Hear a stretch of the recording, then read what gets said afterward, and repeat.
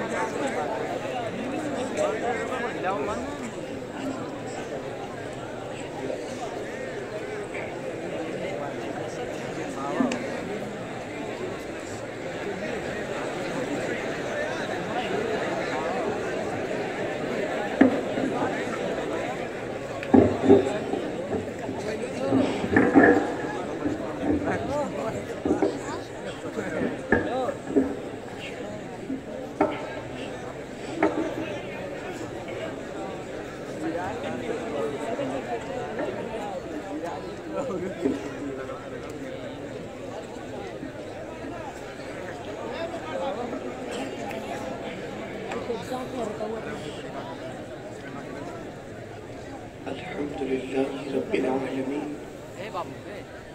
والعاقبۃ للمتقین والصلاة والسلام علی سید الانبیاء والمرسلین وعلى آلہ واصحابہ الطیبین الطاہرین، اما بعد فاعوذ باللہ من الشیطان الرجیم، بسم اللہ الرحمن الرحیم۔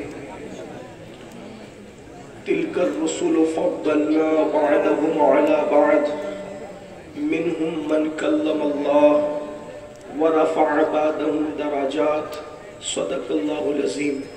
غوث اعظم بمن بے سر و ساما مدد، قبلہ دین مدد، کعبہ ایمان مدد، انتظار کرم تست من عینی را، اے خدا جو خدا بینو خدا دا مدد، بگرداب بلا افتادہ کشتی، ضعیفان و شکستہ رات و پشتی، بحق کے خواجہ عثمان ہارون، مدد کن یا معین الدین چشتی، مدد کن یا معین الدین چشتی، مدد کن یا معین الدین چشتی۔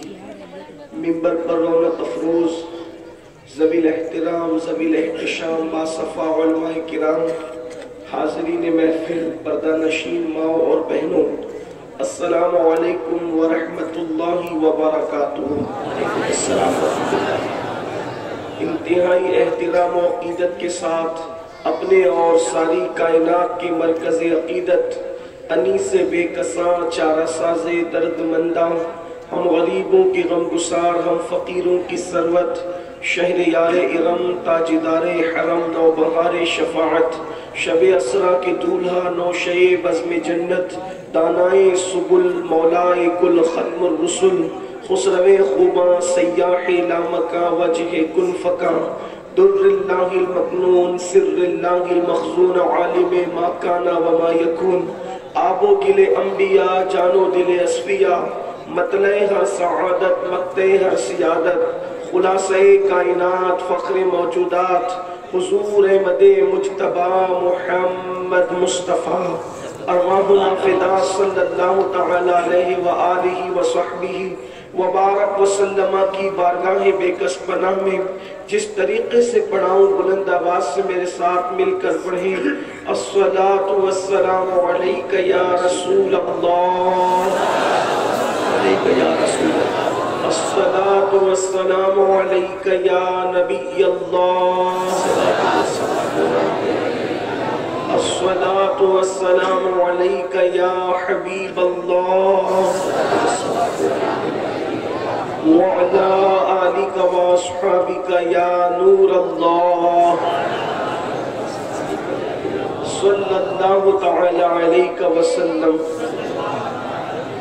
واہ کیا جود و کرم ہے شہ بطحہ تیرا، واہ کیا جود و کرم ہے شہ بطحہ تیرا، نہیں سنتا ہی نہیں مانگنے والا تیرا، دھارے چلتے ہیں عطا کے وہ ہے قطرہ تیرا، تارے کھلتے ہیں سخا کے وہ ہے ذرہ تیرا، اور فرش والے تیری شوکت کا علو کیا جانے، خسروا عرش پہ اڑتا ہے فریرہ تیرا، اور میں تو مالک ہی کہوں گا کہ وہ مالک کے حبیب، میں تو مالک ہی کہوں گا کہ وہ مالک کے حبیب، یعنی محبوب و محب میں نہیں میرا تیرا، اور تیری سرکار میں لاتا ہے رضا اس کو شفیع جو میرا غوث ہے اور لاڈلا بیٹا تیرا، اور وہ غوث کیا ہے واہ کیا مرتبہ اے غوث ہے بالا تیرا، واہ کیا مرتبہ اے غوث ہے بالا تیرا، اونچے اونچوں کے سروں سے قدم آلا تیرا،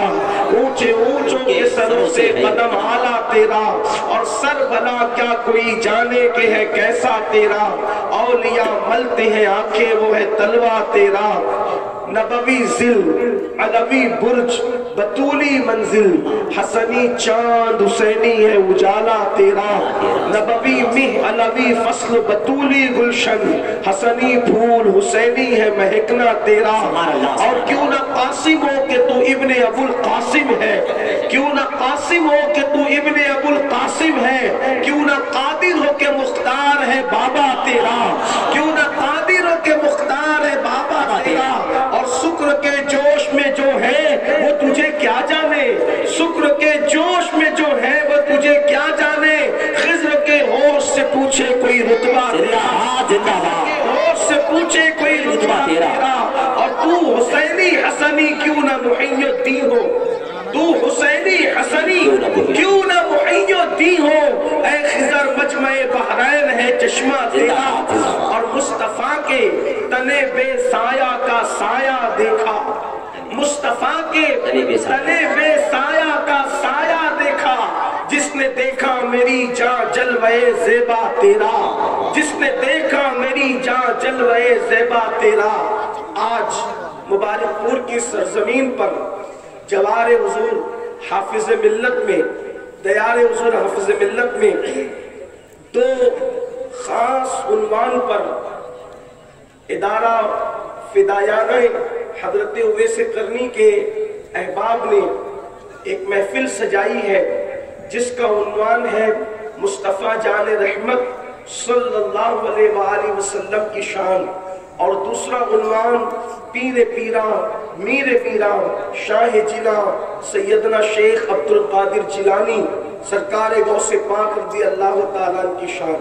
مجھ سے بیشتر، مجھ سے بہت بڑے علم والے، تقوی والے اور تجربے والے حضرات سے آپ گفتگو سن چکے ہیں، ان کے ملفوظات اور ان کی ثناخوانی سے آپ اپنے آپ کو مستفیض کر چکے ہیں، اور تھوڑی دیر مجھے بھی حکم ہے کہ میں ہر دو عنوان پر اللہ کی توفیق سے کچھ معروضات پیش کروں، حالانکہ دونوں عناوین ایسے ہیں کہ اس پر گفتگو ہو تو اس کے لیے بہت طویل وقت درکار ہے، لیکن چونکہ سردی کا موسم اور آپ کافی دیر سے یہاں موجود ہیں، بہت سارے احباب کھڑے ہوئے بھی ہیں، اس لیے کوشش کی جائے گی کہ جتنی دیر تک آپ کا ذوق سلامت ہے تھوڑی دیر کچھ گفتگو کی جائے۔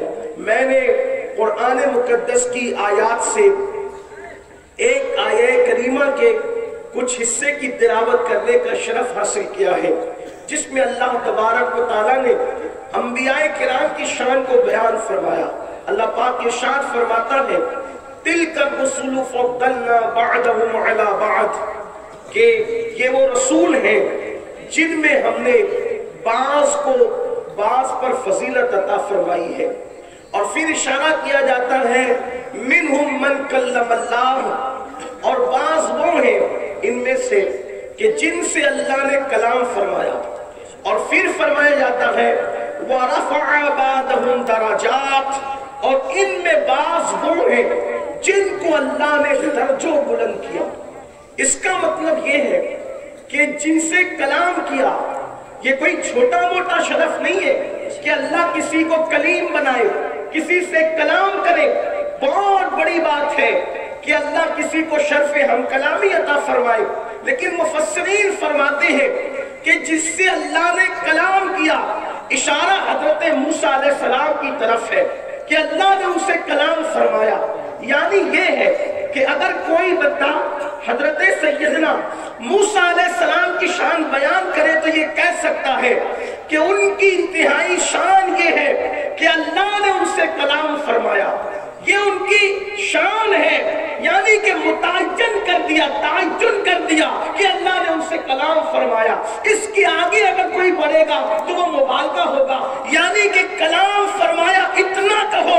اب اگر کوئی یہ کہے کہ انہوں نے اللہ کو دیکھ لیا، یہ مبالغہ ہوگا، اس کی اجازت نہیں ہے۔ لیکن آگے فرمایا جا رہا ہے وَرَفَعَ بَعْضَهُمْ دَرَجَاتٍ، اور بعض وہ ہے اللہ نے جن کو درجوں بلند کیا، اور اس سے مراد ہم سب کے آقا و مولا مصطفیٰ جان رحمت صلی اللہ علیہ وآلہ وسلم کی شان ہے، جن کے بارے میں اللہ فرماتا ہے کہ ہم نے ان کو درجوں بلند کیا۔ کتنا بلند کیا اس کی حد اللہ نے بیان نہیں فرمائی، بلکہ فرماتا ہے وَلَلْآخِرَةُ خَيْرٌ لَكَ مِنَ الْأُولَىٰ، آپ کی آنے والی گھڑی پچھلی گھڑی سے بہتر ہے۔ وَرَفَعْنَا لَكَ ذِكْرَكَ، آپ کے لیے آپ کے ذکر کو بلند کیا۔ تو مصطفیٰ جان رحمت کا مقام، ان کا مرتبہ، ان کی عظمت، ان کی بزرگی کو اللہ نے متعین نہیں فرمایا۔ کیا فرمایا؟ ہم نے ان کو درجوں بلند کیا۔ اللہ اکبر، آپ اندازہ تو فرمائیں کتنا بلند کیا، اس کا کوئی تذکرہ نہیں، کتنا بلند کیا، اس کی کوئی حد نہیں۔ اب اس سے پتا چلا اگر کوئی بندہ یہ کہتا ہے کہ نبی کی ایک حد مقرر ہونی چاہیے، اللہ اکبر، جن کی فضیلت اور شان کی حد اللہ متعین نہ کرے، اس کی حد کون مقرر کر سکتا ہے، کون متعین کر سکتا ہے؟ اب دیکھو اللہ فرماتے ہم نے درجوں بلند کیا، یہ میرے آقا کی شان ہے، کتنا بلند کیا۔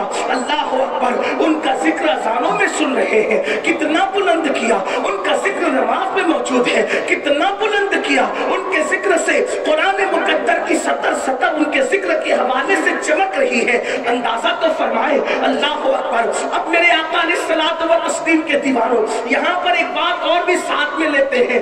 دیکھو اللہ اکبر، مصطفیٰ جان رحمت کے نام کی بھی محفل ہے اور غوث پاک کے نام کی بھی محفل ہے، ہم دونوں کا تذکرہ ساتھ ساتھ کرتے ہیں۔ اگر آپ محسوس کر سکتے تو محسوس کریں۔ دیکھیے اللہ اکبر، سرکار غوث پاک شیخ عبد القادر جیلانی خود فرماتے ہیں کہ بعض لوگ وہ ہے، ہر ولی بعض وہ ہے کہ کوئی حضرت ابراہیم خلیل کے قدم پر، بعض کوئی حضرت موسیٰ کے قدم پر، بعض کوئی حضرت عیسیٰ کے قدم پر، یعنی غوث پاک فرماتے ہیں ہر ولی کسی نہ کسی نبی کے قدم پر ہوتا ہے، ہر ولی کسی نہ کسی نبی کے قدم پر ہوتا ہے۔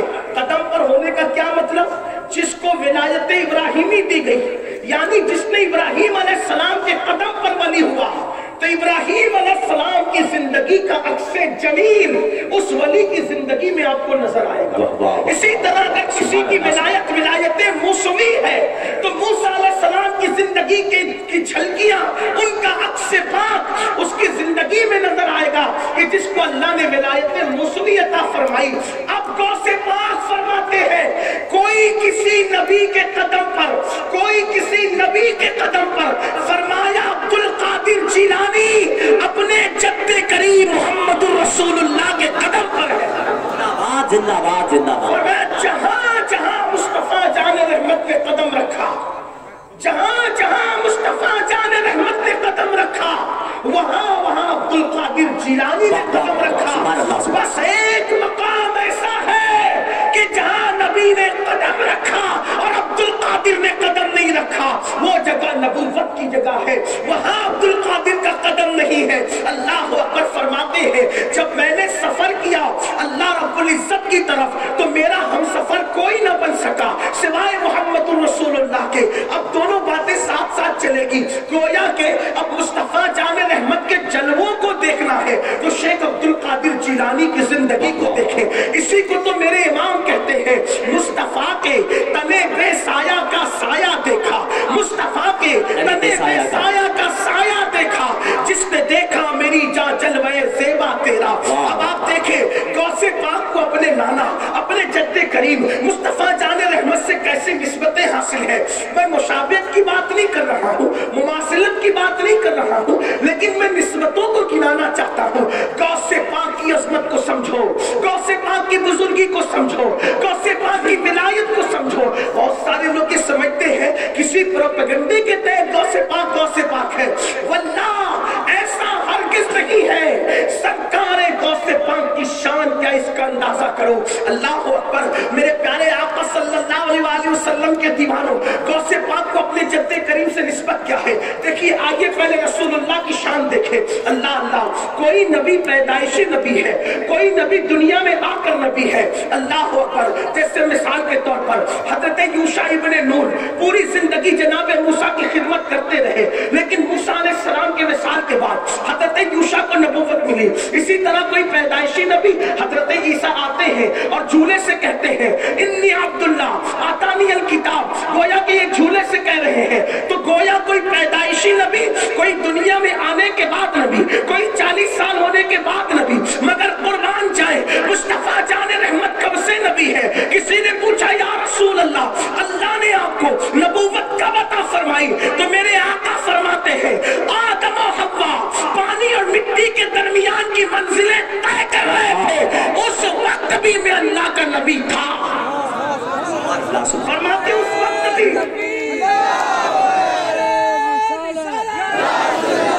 आका इरशाद फरमाते उस वक्त भी मैं अल्लाह का नबी था। कब नबी हुए ये नहीं बताया, क्योंकि उस वक्त कब भी नहीं बना था, तब भी नहीं बना था, जब भी नहीं बना था, बल्कि कायनात के बनने से हजारों साल पहले अल्लाह ने आलमे अरवाह में अंबिया की रूहों को जमा किया। कुरान कहता है वही अखज़ल्लाहु मीसाक़न नबिय्यीन, और याद करो जब अल्लाह ने नबियों से अहद लिया तो आलमे अरवाह में नबियों की रूहों को जमा करके जिसकी नबूवत के डंके बजे उसे मुस्तफा जान रहमत खातिमुन नबिय्यीन कहते हैं। और अल्लाह अकबर, कायनात की विलायत में देखे, विलायत कायनात में देखे, विलायत की कायनात में देखे। अल्लाह अकबर। कोई पैदाइशी वली है, कोई दुनिया में आने के बाद वली है। मिसाल के तौर पे हजरत फुज़ैल इब्ने अयाज़ जंगलों में जिंदगी गुजरी, उस वक्त तक वली न थे, तौबा की उसके बाद वली हुए। बिशरे हाफी की जिंदगी मैखाने में गुजरी, तौबा की उसके बाद वली हुए। इसी तरीके से मालिक इब्ने दीनार जिंदगी कहीं और गुजरी, तौबा की उसके बाद वली हुए। लेकिन कुछ वली पैदाइशी है। सरकार गरीब नवाज पैदाइशी वली है, महबूब इलाही पैदाइशी वली है, साबिर कलियर पैदाइशी वली है। ये सब पैदाइशी वली है। कुछ लोग दुनिया में आने के बाद वली हुए, कुछ लोग पैदाइशी वली है। लेकिन जब बात आती है गौसे पाक की, तो सरकार गौसे पाक फरमाते हैं हमारी विलायत आलमे अरवाह से साबित है। कायनात नबूवत में नबूवत के डंके आलमे अरवाह में मुस्तफा जान रहमत के बज रहे हैं, और कायनात विलायत में विलायत के डंके आलमे अरवाह में सरकार गौसे पाक के हवाले से। देखो क्या निस्बत है। तीसरी निस्बत, इब्राहिम अलैहिस्सलाम के 2 बेटे मशहूर हुए। बेटे तो और भी थे, 2 बेटे मशहूर हुए। निस्बत देखो अपने नाना से, अपने नाना के कदम पे कैसे कदम रखा गौस पाक ने। 2 बेटे मशहूर हुए, एक इस्माइल अलैहिस्सलाम, एक इसहाक अलैहिस्सलाम। इस्माइल अलैहिस्सलाम बड़े बेटे, इसहाक अलैहिस्सलाम छोटे बेटे। इस्माइल अलैहिस्सलाम नबी, लेकिन इस्माइल अलैहिस्सलाम के बाद पूरी नस्ल इस्माइल में कोई मशहूर नबी नहीं नजर आता। कोई मशहूर नबी, बड़े बेटे की नस्ल खामोश है, और छोटे बेटे इसहाक नबी, उनके बाद याकूब नबी, उनके बाद यूसुफ नबी, उनके बाद नीचे आ जाए तो कभी अय्यूब नबी, दाऊद नबी, सुलेमान नबी, मूसा नबी, यूशा नबी, हारून नबी, इसी तरह ईसा अलैहिस्सलाम तक। गोया के हजरत याकूब से लेकर हजरत ईसा तक सारे अंबियाए किराम, अंबियाए बनी इस्राइल किसकी नस्ल में? छोटे बेटे इसहाक अलैहिस्सलाम की नस्ल में। सब वहां इसहाक अलैहिस्सलाम की नस्ल में डंके बजने नबुव्वत के, चर्चे हो रहे नबुव्वत के, और नस्ल इस्माइल खामोश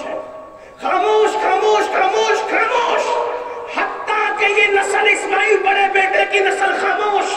کچھ لوگ یہ سوچ رہے تھے کہ ایسے خاموش ہے نسل اسماعیل کہ اب قیامت تک اس کا ذکر پھر نہیں ہو سکے گا، مگر اللہ نے کرم کیا، وہاں سینکڑوں ہزاروں نبی آ گئے، ایک کے بعد ایک کے بعد ایک کے بعد ایک، الگ ترتیب، سلسلۃ الذہب، نور کی کڑیاں سونے کی کڑیوں کی طرح، لیکن یہاں پوری نسل خاموش ہے، مگر اللہ نے اسماعیل علیہ السلام کی نسل پہ کرم کیا اور ایک ہی کو پیدا کیا، لیکن نبیوں کا سردار بنا کر کے پیدا کیا. زندہ باد، زندہ باد. ایک ہی آیا نبیوں کا سردار بن کر. سبحان اللہ، سبحان اللہ. زندہ باد،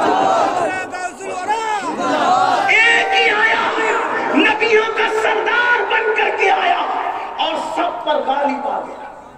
اور میرے امام کہنے لگے سب سے اولا وہ اعلیٰ ہمارا نبی، سب سے بالا وہ اعلیٰ ہمارا نبی، اپنے مولا کا پیارا ہمارا نبی، دونوں عالم کا دولہ ہمارا نبی، خلق سے اولیاء، اولیاء سے رسول اور رسولوں سے اعلیٰ ہمارا نبی. نسل اسماعیل میں ایک آیا اور سب پر غالب آ گیا اور سردار بن کر آیا. نسبت دیکھے غوث پاک ہے اپنے نانا سے کیسے نسبت ہے. حضور کے بھی دو بیٹے، ایک حسن اور ایک حسین.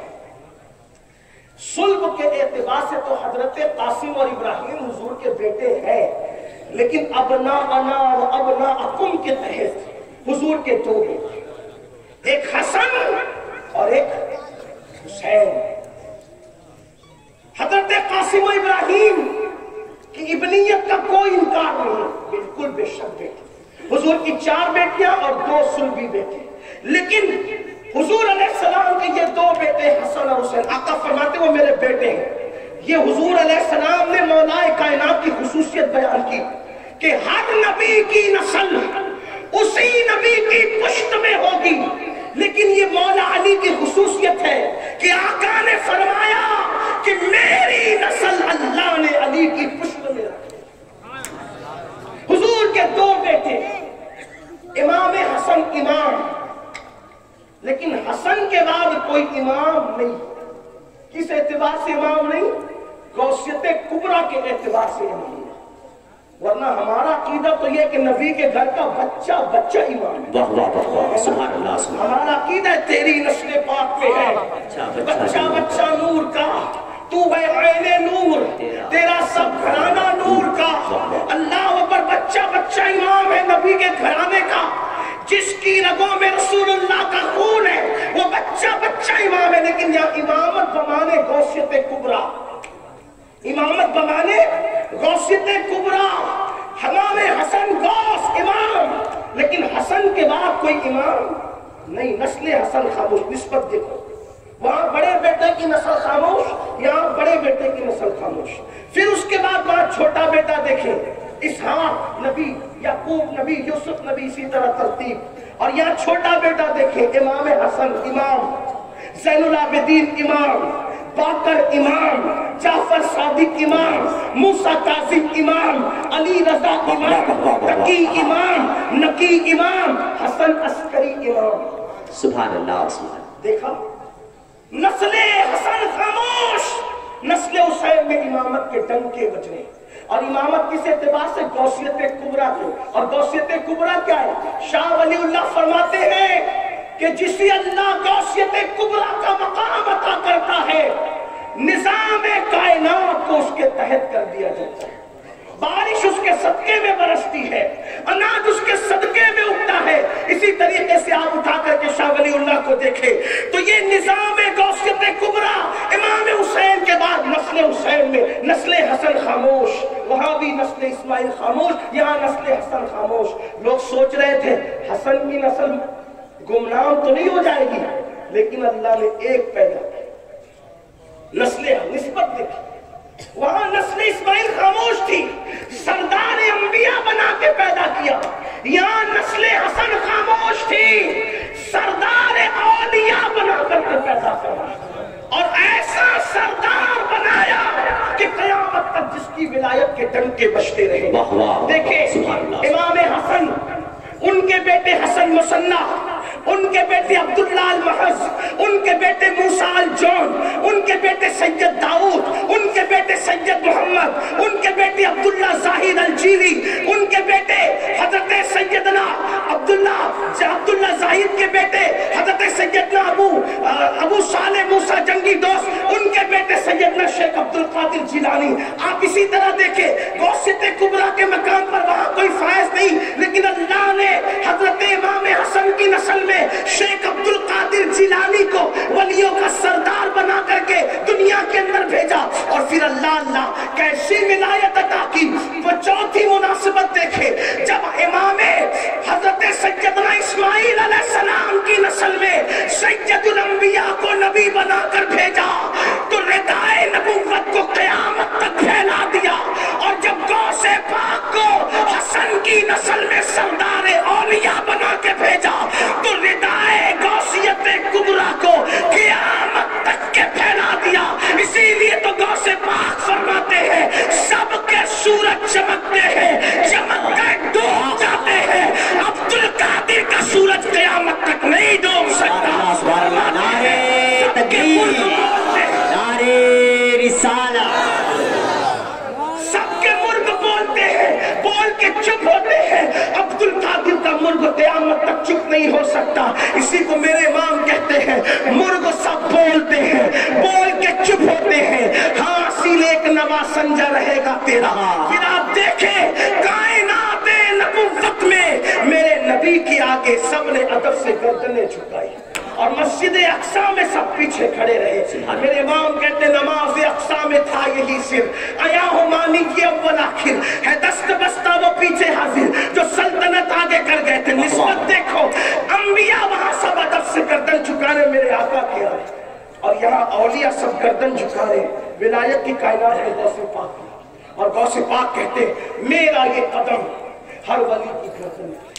बाज लोग कहते हैं कि उन्होंने तो शुक्र में कहा, हम सुन्नियों का अकीदा ये बिल्कुल नहीं है कि उन्होंने शुक्र में कहा। सुब्ततुल आसार फी तलखीस बहजतुल असरार में शेख मुहक्किक शेख अब्दुल्ला मुहद्दिस दहलवी फरमाते कि गौसे पाक फरमाते कि जब मुझे ये कहने का हुक्म हुआ, पहले तो उन्होंने अपनी मर्जी से कहा भी नहीं, गौस पाक कहते मुझे कहने का हुक्म हुआ क्या कि मेरा ये कदम हर वली की गर्दन पे। तो जब कहने का हुक्म हुआ तो गौस पाक कहते अल्लाह ने मेरे दिल पे तजल्ली फरमाई। ये अल्लाह ने मेरे दिल पे तजल्ली फरमाई, कोई जरा इस पे गौर तो करे। अल्लाह पहाड़ पे तजल्ली फरमाए तो पहाड़ लेजा लेजा हो जाए, और गौसे पाक फरमाते मेरे अल्लाह ने मेरे दिल पे तजल्ली फरमाई। और रसूलुल्लाह सल्लल्लाहु अलैहि वसल्लम ने मुझे खिलात भेजा, मुझे नवाजा गया खिलात से, और फिर कहा कि अब्दुल कादिर कहो कि मेरा ये कदम हर वली की गर्दन पर है।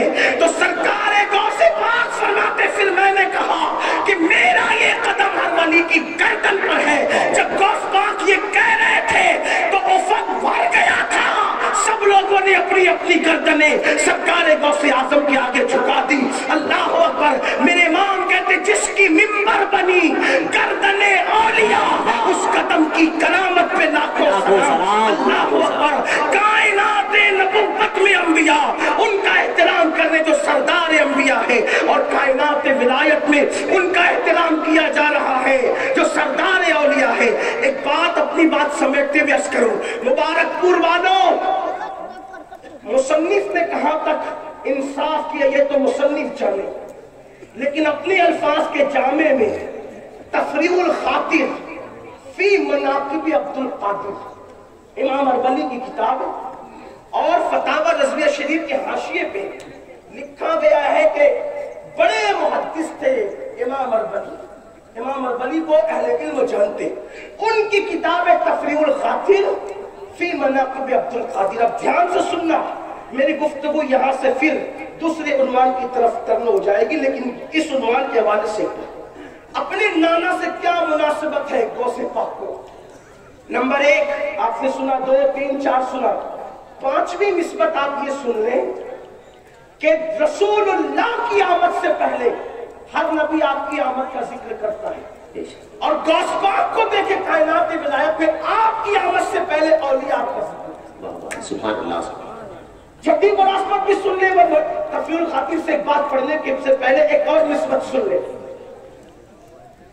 رسول اللہ کی آمد سے پہلے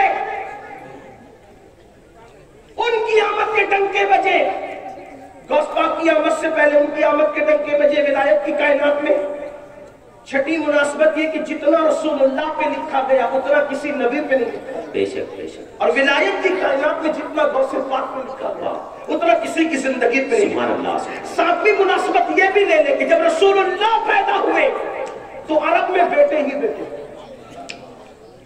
غوث پاک رضی اللہ تعالیٰ پیدا ہوئے جیلان میں، تو اس دن سرکار غوث پاک رضی اللہ تعالیٰ فرماتے 11,000 بیٹے، اور اللہ نے سب کو ولایت عطا فرمائی۔ رسول اللہ سے زیادہ کسی نبی کی امت نہیں، ولایت کی کائنات میں غوث پاک سے زیادہ کسی کے سلسلے میں مرید۔ زندہ باد زندہ باد زندہ باد۔ مناسبت دیکھیں، نسبت دیکھیں، لیکن جو بات امام اربلی کی کتاب سے پڑھنا چاہتا ہوں پھر کہتا ہوں، امام اربلی نے انصاف کہاں تک کیا وہ جانے، لیکن میں نقل کر رہا ہوں، توجہ کرنا میرے غوث کی شان کیا، غوث پاک کا مقام کیا۔ اللہ اکبر، آپ نے وہ واقعہ سنا ہوگا، مجھے یہ واقعہ اس لیے یاد آ گیا ناظم صاحب، ناظم اجلاس، اس لیے یاد آ گیا کہ جو کمیٹی آج کا پروگرام کر رہی ہے ان کا نام ہے فدایان حضرت سیدنا اویس قرنی، تو میں نے سوچا کہ کمیٹی والوں کا، کمیٹی کا نام حضرت اویس قرنی پر ہے تو تھوڑا ذکر اویس قرنی بھی کروں، سبحان اللہ سبحان اللہ، اپنے عنوان کے تحت کروں گا، اس سے ہٹ کے نہیں۔ آپ نے وہ مشہور واقعہ سنا، آپ کو پتا ہے اہل سنت کی اکثر کتب میں جانت اویس قرنی کا ذکر موجود ہے کہ اللہ کے رسول علیہ السلام نے اپنا جبہ شریف، پیرہن شریف فاروق اعظم اور مولا کائنات کو دیا کہ فرمایا کہ یہ اویس کو دے دے اور اس کو میرا سلام کہنا، ٹھیک، اور فرمایا کہ اس سے کہنا کہ وہ میری امت کے لیے دعا کرے، ٹھیک۔ یہ واقعہ آپ جانتے ہیں، لیکن اب اس کو امام اربلی کس طرح لکھتے ہیں فقیر کے الفاظ کے جامع میں سنیں کہ جس وقت وہ رسول اللہ کا پیرہن شریف جب پہنچا اویس قرنی کے پاس، وہ ساری تفصیل آپ کو پتہ ہے، اس کو ریپیٹ نہیں کرنا چاہتا، تو اویس قرنی نے رسول اللہ کا جبہ رکھا اور جبہ پہننے سے پہلے سر سجدے میں رکھ کے دعا کی، اے اللہ تیرے محبوب کی امت کو انہی کے صدقے میں بخش دے۔ ندا آئی، اویس آدھی امت کو محبوب کو تیری دعا سے بخش دے۔ کتنی بخشی؟ آدھی امت۔ اویس قرنی نے اللہ کی بارگاہ میں ہاتھ اٹھا دیے، مولا آدھی اور بخش دے۔ آدھی بخش دی گئی، آدھی اور بخش دے۔ ارشاد ہوا نہیں، آدھی تیری دعا سے بخشا ہے اور آدھی عبد القادر جیلانی کی وجہ سے بخشے گے۔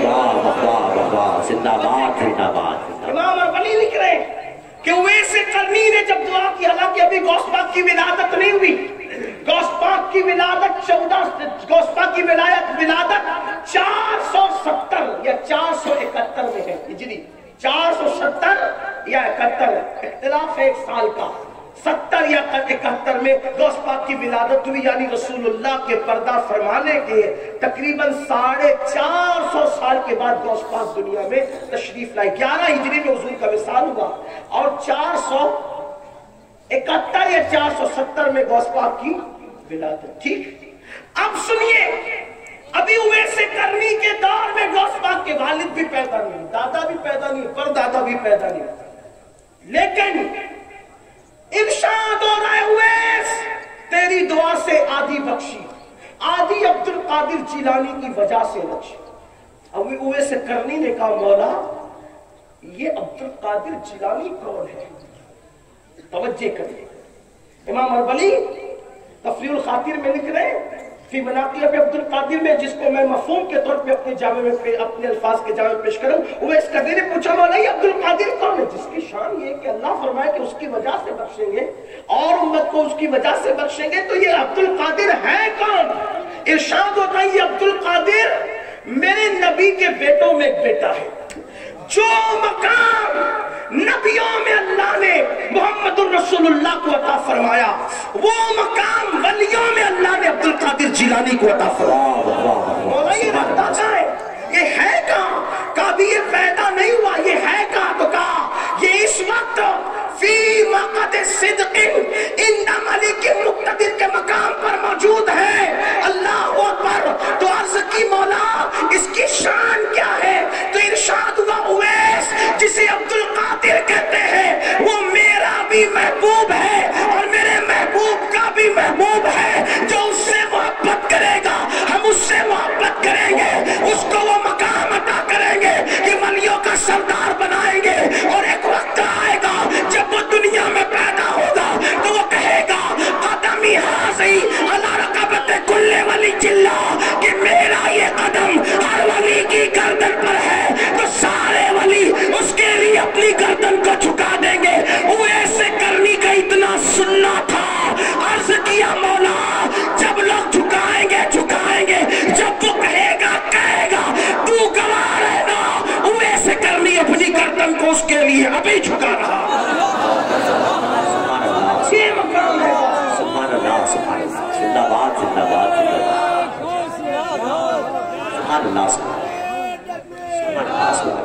حضور دوست ان کی ولادت سے صدیوں پہلے ان کے نام پہ گردن جھکائی جا رہی.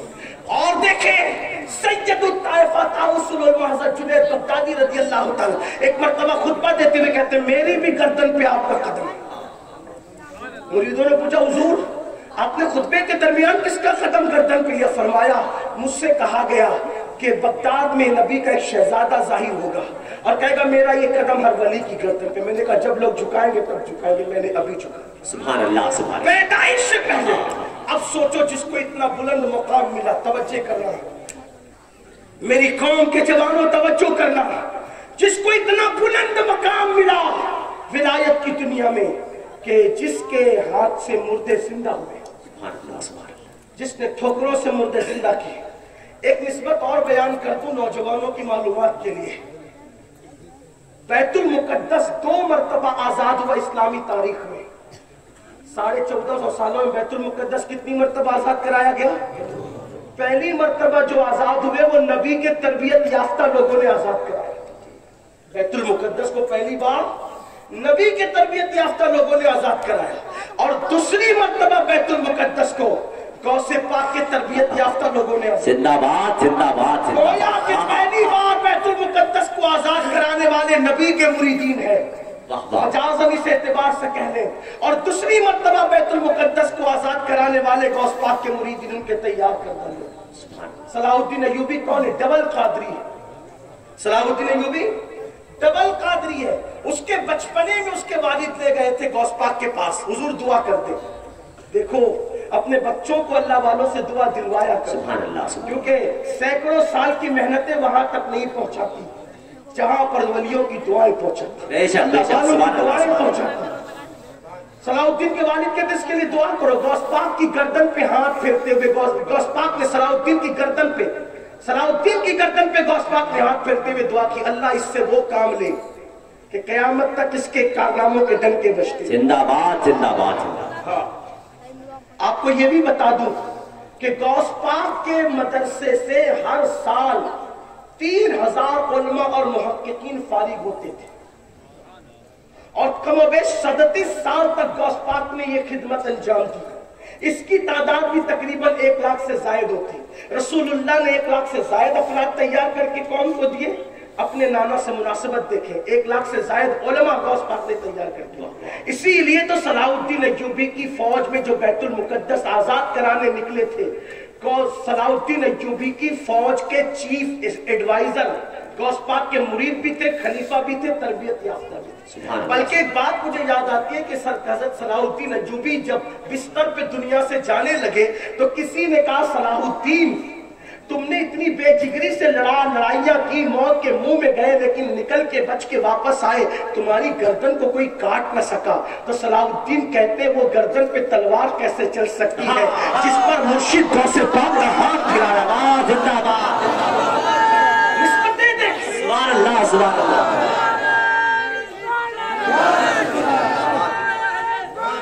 سبحان اللہ سبحان اللہ. لیکن مجھے حیرت ہے جس کے ٹھوکروں سے مردہ زندہ ہو, جس کو اللہ قسمیں دے دے کے کھلائے. امام کہتے ہیں قسمیں دے دے کے کھلاتا ہے پلاتا ہے تجھے پیارا اللہ تیرا چاہنے والا تیرا جو نبی کے بے سائے کا سایہ بن کر دنیا میں آئے اس کے دل میں اللہ کی خشیت کا عالم کیا ہے اللہ کے خوف کا عالم کیا ہے ذرا توجہ کرنا آج ہماری زندگیوں میں جمعہ کی 2 رکعت کے علاوہ اور نمازیں ہے بھی نہیں مجھے بہت افسوس ہوتا ہے اتنا بڑا مجمع دیکھ کر لوگ خوش ہوتے ہیں کہ ہماری قوم اتنی آ گئی کامیاب ہو گئے ہم لیکن مجھے صدمہ ہے اتنا بڑا مجمع دیکھ کر وجہ میری قوم سننے کے لیے تو ہزاروں کی تعداد میں جمع ہے لیکن میری قوم عمل کرنے کے لیے ہزاروں کی تعداد میں جمع نہیں ہوتی اتنی بڑی تعداد مبارک پور کی یہاں موجود ہے اگر یہی قوم فجر کی نماز میں اتنی تعداد میں پہنچنے لگے تو پھر انقلاب کا عالم کیا ہوگا بڑی معذرت کے ساتھ مبارک پور والوں ہم سننے کے لیے تو جمع ہوتے ہیں لیکن ہم عمل کے لیے جمع نہیں ہوتے اور انقلاب سننے سے نہیں آتا انقلاب عمل سے آتا ہے اللہ اکبر غوث پاک کو اللہ نے یہ مقام دیا یہ مرتبہ دیا کہ ٹھوکروں سے مردے زندہ ہو رہے ہیں غوث پاک کو یہ مقام دیا کہ قسمیں دے دے کے کھلایا پلایا جا رہا ہے ان کو محبوب بنایا گیا محبوب سبحانی بنایا گیا لیکن اللہ کی خشیت کا عالم کیا ہے اللہ کے خوف کا عالم کیا ہے جب حج کو جاتے ہیں تو غلاف کعبہ پکڑ کر غوث پاک غلاف کعبہ پکڑ کر اللہ کی بارگاہ میں دعا کرتے ہیں اے اللہ عبد القادر کی مغفرت فرما اور عبد القادر کے اعمال کو قبول کر لے عبد القادر کے اعمال اگر تیری بارگاہ میں قبولیت کے قابل نہیں عبد القادر کے اعمال اگر تیری بارگاہ میں قبولیت کے قابل نہیں تو مولا قیامت کے دن تو عبد القادر کو اندھا اٹھانا اس لیے کہ تیرے بندوں کے درمیان وہ شرمندگی سے محفوظ ہو جائے آپ سے پوچھنا چاہتا ہوں جس کے اعمال کا حال یہ ہے کہ اللہ اکبر امام یافعی فرماتے ہیں غوث پاک نے کبھی کبھی ایک رات میں 1000 رکعت تک نماز ادا فرمائی غوث پاک کا 15 سال تک معمول تھا کہ آپ نے ایک رات میں قرآن مقدس ختم کیا اور 40 سال تک کے یہ معاملہ رہا کہ عشاء میں وضو کرتے ہیں روزانہ اور فجر تک وہی وضو قائم رہتا ہے یعنی سوتے نہیں ہیں بستر پر پیٹ نہیں لگاتے راتوں کو آرام نہیں کرتے بلکہ پوری رات عبادت میں گزار دیتے ہیں اب میں پوچھنا چاہتا ہوں ولیوں سے محبت کرنے والوں سے اب پوچھنا چاہتا ہوں عشق رسول کا دعویٰ کرنے والوں سے غوث پاک تو 40 سال تک عشاء کے وضو سے فجر پڑھ رہے روزانہ ہم عشاء کے وضو سے کم عشاء تو پڑھیں اور فجر کے وضو سے کم فجر تو پڑھیں اللہ اکبر آج میری قوم یہ شکوے کر رہی ہے میری قوم شکایت کر رہی ہے مولانا دیکھو دنیا میں ہمیں مارا جا رہا ہے دنیا میں ہمیں پیٹا جا رہا ہے دنیا میں ہمیں قتل کیا جا رہا ہے دنیا میں ہمارے گھروں کو آگ لگائی جا رہی ہے میں کہوں گا جس قوم نے اللہ کے گھر کو ویران کر دیا اس قوم کے گھروں کو آباد کیسے کیا جا سکتا ہے اللہ اکبر وہ کون سا جرم ہے وہ کون سا گناہ ہے جو مسلم امہ کے جوانوں کی زندگی میں نہیں بد نگاہی سے لے کر بدکاری کے اڈے تک ہمارے جوان گناہوں کے اڈوں پہ نظر آ رہے ہیں میں پوچھنا چاہتا ہوں کیا اللہ نے جوانی پاپ کے لیے دیا تھا کیا اللہ نے جوانی آوارگی کے لیے دیا تھا کیا اللہ نے جوانی اللہ اکبر آنکھوں کو آوارہ کرنے کے لیے دیا تھا کیا اللہ نے جوانی بدکاری کے لیے دیا تھا کیا یہ اللہ کا پیغام بھول گئے دنیا میں آ کر گناہوں کے اٹوں کو آباد کرنے والوں دنیا میں آ کر پاپ کے اٹوں کو آباد کرنے والوں دنیا میں آ کے اپنی پاکیزہ نگاہوں سے عورتوں پر پاپ کی نظر ڈالنے والوں میں کہتا ہوں حیرت ہے جس قوم کا عقیدہ یہ ہو کہ قبر میں رسول اللہ کا دیدار ہوگا اور جنت میں اللہ کا دیدار ہوگا اس آنکھوں سے جو قوم پوری رات زنا کے مناظر دیکھے جو قوم پوری رات سیریل دیکھے پوری رات فلمیں دیکھے سوچو تو صحیح ہمت کیسے ہوتی ہے جن آنکھوں سے قبر میں رسول اللہ کو دیکھنا ہے انہی آنکھوں سے آپ پاپ کے مناظر دیکھ رہے ہو جن آنکھوں سے جنت میں اللہ کا دیدار کرنا ہے ان آنکھوں سے تم عورتوں پر پاپ کی نظر ڈال رہے ہو آؤ عشق رسول کا دعویٰ کرنے والوں مولا کائنات شیر خدا سیدنا علی کرم اللہ تعالی وجہ الکریم کہتے ہیں میرا علی، میرا امام، میرا مولا سرکار علی مرتضیٰ کہتے ہیں کہ میں نے قصداً جان بوجھ کر کبھی اپنے خود کے سطر کو بھی نہیں دیکھا۔ اللہ اکبر، اللہ اکبر، سبحان اللہ، سبحان اللہ۔ تھوڑی دیر ذرا اس پہ غور کرنا۔ مولا کائنات کہتے خود کا سطر قصداً میں نے نہیں دیکھا۔ پوچھنے والے نے پوچھا حضور یہ تو ضرورت بھی ہے اور مجبوری بھی ہے، آپ کو بھی حیرت ہوگی، لیکن اپنے پہ علی کو قیاس نہیں کرنا، اس لیے کہ علی اس ہستی کا نام ہے۔ قاضی ثناء اللہ پانی پتی تفسیر مظہری میں لکھتے ہیں کہ علی کے مرتضی دنیا میں آنے سے پہلے لوگوں کو ولایت بانٹتے تھے۔ قاضی ثناء اللہ پانی پتی نے تفسیر مظہری میں لکھا ہے کیا دور آدم سے لے کے دور مصطفیٰ جان رحمت تک جتنے انبیاء کی امت میں ولی ہوئے سب علی کے فیضان سے ہوئے۔ اس لیے اپنے آپ کو علی کی طرح نہیں سمجھنا، قیاس نہیں کرنا مولا علی کہ میرے بغیر تو سطر دیکھے بغیر نہیں جی سکتا، علی کیسے جی گئے؟ میں نے کہا جس کے رتبے ہے سرا ان کو سرا مشکل ہے۔ علی تو لوگوں کی سمجھ میں کیا آ سکتے ہیں، وہ تو کہتے ہیں کہ میں گھوڑے کی ایک رکاب پہ پیر رکھتا ہوں اور دوسرے پر پیر رکھنے سے پہلے پہلے قرآن ختم کر لیتا ہوں۔ سبحان اللہ، سبحان اللہ، کیا تولو گے؟ سبحان اللہ، سبحان کیسے تولو گے؟ اوقات ہے تولنے کی۔ جس کی بیوی سیدہ زہرا بنت پیغمبر، جن کے بیٹے حسنین کریمین جنتی جوانوں کے سردار، جس کا بھائی خاتم النبی، بھائی کہہ رہا ہوں، ہاں اگرچہ علی پاک نے پوری زندگی نبی کو بھائی نہیں کہا، لیکن نبی کہتے رہے انت اخی فی الدنیا والآخرہ، کہ تم میرا دنیا میں بھائی اور آخرت میں بھائی۔ سوچو، غور کرو، اس وقت میرا عنوان وہ نہیں ہے، جب عنوان ہوگا تو وہ بھی ہوگا، لیکن بات آئی تو میں نے اس کی غور کریں کہ مولا کائنات فرما رہے میں نے قصداً جان پوچھ کر کبھی اپنا سطر نہیں دی۔ پوچھنے والے نے پوچھا مولا یہ تو مجبوری بھی ہے اور ضرورت بھی ہے، پھر آپ نے کیوں نہیں دیکھا؟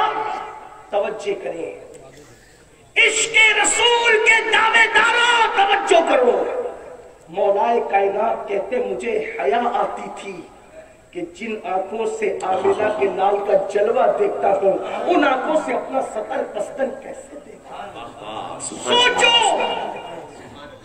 غیرت عشق مصطفیٰ اگر سیکھنا ہے تو صحابہ سے سیکھو، خلفائے راشدین سے سیکھو، اہل بیت اطہار سے سیکھو۔ غور تو کرو، سوچو تو صحیح کہ جن آنکھوں سے نبی کا جلوہ دیکھتا ہوں ان آنکھوں سے اپنا سطر دیکھنے میں حیا آتی ہے، اور یہاں عشق رسول کا دعویٰ، حضور علیہ السلام کی زیارت کا دعویٰ، حضور علیہ السلام کے دیدار کا دعویٰ۔ ہم کیا کیا دیکھ رہے ہیں؟ ہم نے اپنی آنکھوں کو کیسے آوارہ کر دیا ہے۔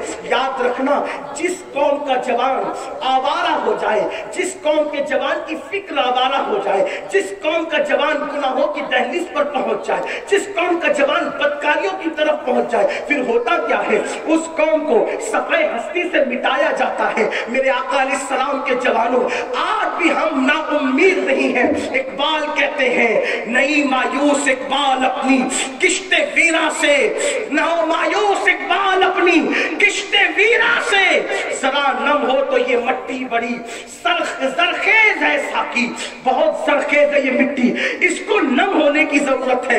اے میری قوم کے جوانوں، یقیناً تمہارے دلوں میں عشق رسول کے چراغ چل رہے ہیں، تمہارے دلوں میں محبت رسول کے چراغ چل رہے ہیں، تمہارے دلوں میں صحابہ، اہل بیت، خلفائے راشدین، اولیاء کاملین کے چراغ چل رہے ہیں، لیکن دنیا نے تمہیں راستے سے ہٹانے کی کوشش کی، دنیا نے تمہیں برائیوں سے کی دہلیز پہ لانے کی کوشش کی، دنیا نے تمہیں اللہ کے گھر سے دور کر کے گناہوں کے اڈوں کو آباد کرنے والا بنا دیا۔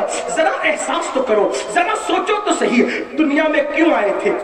آنے کا مقصد کیا تھا؟ اور ہم کیا کر رہے ہیں؟ قرآن کہتا ہے الذی خلق الموت والحیات لیبلوکم ایکم احسن عملا، کہ ہم نے موت اور زندگی کو پیدا کر کے تمہارا امتحان لیا، تمہیں آزمایا کہ کون تھوڑی سی زندگی کو پا کر اچھا عمل کرتا ہے، اور ہم گناہ میں لگ گئے، اور لوگ یہ سوچتے ہیں ارے اللہ تو معاف کرنے والا والا ہے، اللہ تو کریم ہے، معاف کر دے گا۔ امام المتکلمین حضرت مولانا نقی علی خان علیہ رحمہ جو امام اہل سنت کے والد ہیں، کتنا خوبصورت جملہ لکھتے ہیں، فرماتے ہیں اللہ کو کریم جان کر گناہ کرنے والے، اللہ کو کریم جان کر گناہ کرنے والے اللہ کو قادر جان کر زہر کیوں نہیں کھاتا؟ جب وہ قادر ہے کہ تیرے زہر کھانے پر بھی تجھے زندگی دے سکتا ہے، تو تو نے اللہ کو کبھی قادر جان کر زہر تو نہیں کھایا، اور اللہ کو کریم جان کے گناہ کرتا ہے۔ اللہ کو کریم جاننے اور ماننے کا مطلب یہ نہیں کہ زنا کے اڈوں کو آباد کرو اس کو کریم جانے، شراب کے اڈوں کو آباد کرو، یہ تو اس کی غیرت کو چیلنج ہے، چیلنج۔ اس کو کریم جاننے کا مطلب بزرگوں سے سیکھو، نیکیاں کرتے اور اللہ سے ڈرتے، عبادت کرتے اللہ سے ڈرتے، تقوی پرہیزگاری کرتے اللہ سے ڈرتے۔ دیکھو تو صحیح سرکار غوثیت مآب شیخ عبد القادر جیلانی، ایک مرتبہ عید کے دن غوث پاک کو کسی نے روتے ہوئے دیکھا تو عرض کیا یا غوث الثقلین آپ رو رہے ہیں؟ فرمایا ہاں، عید کے دن کہ عبد القادر کی عید اس دن ہوگی جس دن اس کا ایمان پر خاتمہ ہو۔ زندہ باد، زندہ باد، سبحان اللہ، سبحان اللہ۔ آج ہم جنت کے ٹھیکیدار ہو گئے، جمعہ کی 2 رکعت پڑھ کر مسجد سے ایسے بھاگتے ہیں جیسے اسکول کی چھٹی ہونے پر بچے کلاس روم سے بھاگتے ہیں۔ جس قوم کا دل مسجد میں نہ لگے وہ قوم عزت کے ساتھ زمین پہ کیسے جیے؟ بے شک بے شک بے شک۔ عشق رسول کا دعویٰ، مجھے حیرت ہے جن کا عشق رسول ان کو مسجد تک نہیں لے جاتا فجر کی نماز میں، تو ان کا عشق رسول انہیں جنت میں کیا لے جائے گا؟ عشق رسول تو پہلی رات کی دلہن کا حجرہ چھڑوا کر میدان میں جان کر، زندہ باد، زندہ باد، زندہ باد۔ عشق رسول کبھی کمزور نہیں ہے، عشق رسول واقعی جنت تک لے جائے گا۔ لیکن میں پوچھنا چاہتا ہوں، اتنا کمزور عشق رسول آپ کا کہ جو مسجد کی زینے تک نہ لائے؟ عشق رسول تو وہاں لے جاتا ہے جہاں فرشتوں کی پرواز بھی تھک جاتی ہے، عشق مصطفیٰ وہاں لے جاتا ہے۔ کوئی اڑ کے رہ گیا بام تک، کوئی کہکشاں سے گزر گیا۔ عاشقوں کی زندگی تو دیکھو، اس کا مطلب یہ کہ ہم عشق رسول کا دعویٰ کر رہے ہیں لیکن عشق رسول ہے کہاں؟ محبت رسول ہے کہاں؟ ارے جسے عشق ہوتا ہے پہلی بات اس کی عاشق کی پہلی نشانی یہ ہے کہ اس کی نیند اڑتی ہے، اس کو نیند نہیں آتی۔ اور ہم کیسے عاشق کہ فجر میں ہم اٹھتے ہی نہیں، اور لوگ کہتے ہیں میری آنکھ نہیں کھلتی فجر میں کہتا ہوں ٹرین پکڑنے کے لیے کھلتی ہے، بچے کو اسکول پہنچانے کے لیے کھلتی ہے، نوکری پہ جانے کے لیے کھلتی ہے، اللہ کی عبادت کے لیے نہیں کھلتی۔ اور ہم کیا کریں؟ ہم تو جنتی ہیں، ہمیں جنت میں جانے سے کون روکے گا؟ میں کہتا ہوں اللہ کے بندو، جس کی زندگی میں خوف خدا نہیں، گناہوں کی آبادی، گناہ گناہ گناہ، وہ کیسے دعویٰ کر لیں جو وہ جنت میں جانے کا؟ جن کے باپ دادا جنت بیچتے رہے، جنت بانٹتے رہے، بلکہ خود کو جن کو جنت بانٹنے کا اللہ نے اختیار دیا، ان لوگوں کا خوف تو دیکھو۔ ایک نام آپ نے سنا ہوگا، حضرت سیدنا امام جعفر صادق۔ امام جعفر صادق کو جانتے، چھٹے امام اہل بیت، اور کیسے امام ہے پتہ ہے؟ امام جعفر صادق امام اعظم جن کی جوتیاں درست کرتے، امام اعظم کروڑوں حنفیوں کے امام جن کی جوتیاں سیدھی کرتے۔ میں حیران ہوں، جب جوتیاں سیدھی کرنے والا اتنا بڑا ہے تو جس کی جوتیاں ہوگی وہ کتنا بڑا ہے؟ توجہ کرنا۔ امام اعظم کہتے ہیں کہ اگر امام جعفر صادق نہ ملے ہوتے تو نعمان ہلاک ہو گیا۔ یہ امام جعفر صادق، داتا صاحب، داتا علی حجوری جانتے ہیں؟ داتا علی حجوری رحمت اللہ تعالیٰ علیہ، یہ کون ہے پتہ ہے؟ امام حسین کی، امام حسن کی نسل، 2 بیٹوں سے چلتے۔ امام حسن کی نسل ایک تو حضرت امام حسن مصنع سے اور ایک تو حضرت زید سے۔ تو جو جناب زید کی اولاد سے نسل حسن چلی، یہ زید شہید مظلوم نہیں، وہ امام زین العابدین کے بیٹے، ایک امام حسن کے بیٹے تھے زید، ان سے نسل چلی۔ تو اسی نسل میں حضرت داتا علی حجویری پیدا ہوئے، یہ بھی حسنی سید ہے، لیکن بعد میں ایک مقام آیا وہ نسل وہیں رک گئی، اور امام حسن مصنع سے جو نسل چلی وہ آج تک چل رہی ہے، اور امام مہدی بھی جو ہوں گے وہ امام حسن کی اولاد، یہ بھی سن لیجیے۔ لیکن جو امام جعفر صادق ہے رضی اللہ تعالیٰ عنہ، ان کی شان کون بیان کر رہا ہے؟ داتا علی حجویری رحمت اللہ تعالیٰ علیہ۔ وہ لکھتے ہیں کہ امام جعفر صادق جب لوگوں سے مسافہ کرتے تھے اور ملتے تھے، توجہ کیجیے، تھوڑا دھیان دینا، اہل بیت اطہار کے دل میں اللہ کا خوف، جنہیں جنت بانٹنے کا حق تھا، جنہیں جنت دینے کا حق تھا، جن کی محبتوں سے جنت ملنا ہے نا، لیکن سوچے تو صحیح ان کے دلوں کا خوف کیا تھا۔ امام جعفر صادق جب لوگوں سے ملتے ہیں تو کہتے ہیں وعدہ کرو اگر تمہاری بخشش ہو گئی قیامت میں تو میری سفارش کرنا۔ توجہ کریں، کون کہہ رہا ہے؟ امام جعفر صادق جیسا سید، اگر تمہاری بخشش ہو گئی تو میری سفارش کرنا، اور میری بخشش ہوئی تو میں تمہاری سفارش کرنا۔ زندہ باد، زندہ باد۔ تو لوگ کہتے ہیں حضرت آپ تو سید ہیں، امام جعفر صادق کو لوگ، اور وہ بھی کیسا سید؟ علامہ عبد الرحمن جامی لکھتے اپنی کتاب میں کہ ایک مرتبہ امام جعفر صادق کے پڑوسی نے کہا کہ حضرت آپ مجھ سے ایک مکان خرید لیں، تو میں دے دو، کتنے میں دو گے؟ تو علامہ عبد الرحمن جامی کہتے ہیں کہ امام جعفر صادق نے کہا جنت میں محل لے لو اور اپنا مکان دے دو۔ کچھ لوگ ہوتے ہیں عقیدے کے پکے ہوتے ہیں، کچھ لوگ ڈلمل یقین لوگوں کو کچھ نہیں ملتا، جو پکے ہوتے ہیں ان کو ملتا ہے۔ حضور شیخ الاسلام نے کہا تھا نا، یقین والے کہاں سے چلے کہاں پہنچے، جو اہل شک ہے اگر میں مگر میں رہتے، شک والے تو ہمیشہ اگر مگر میں ہے، لیکن اہل یقین کی بات کر رہا ہوں۔ امام جعفر صادق نے کہا جنت کا محل لے لے، اپنا مکان دے دے، لکھا پڑھی ہو گئی، آپ نے تحریری پرچہ دے دیا، جنت کا محل لو، اپنا مکان دو۔ وہ حج کو گیا جس نے مکان بیچا تھا اور اس کا انتقال ہو گیا، اس کا انتقال ہو گیا، گھر والے آئے کہا حضرت ہمارا مکان کا میں تو خرید چکا۔ کہا آپ نے دیا کیا تھا؟ کہا جنت کا محل دیا تھا اور مکان جو وہ لیا تھا۔ اتفاق کی بات، جب وہ انتقال کیا نا تو اس نے وصیت کی تھی یہ پرچہ میرے کفن میں رکھ دینا جو امام جعفر صادق نے دیا۔ تو گھر والے کہنے لگے یہ بھی کوئی سودا ہے کہ جنت کا محل دے دو اور اپنا مکان دے، جب اپنا مکان دے دو جنت کا محل لے لو، یہ کوئی سودا ہے؟ فرض سودا تو اس سے کیا تھا۔ تو کہا ہمیں کیسے پتا چلے کہ اس کو محل ملا کہ نہیں ملا؟ کہا جاؤ اس کی قبر پہ جا کے پوچھو ملا کہ نہیں ملا۔ گھر والے قبر پر گئے اور کہا کہ بتاؤ جعفر صادق کا وعدہ کیسا تھا؟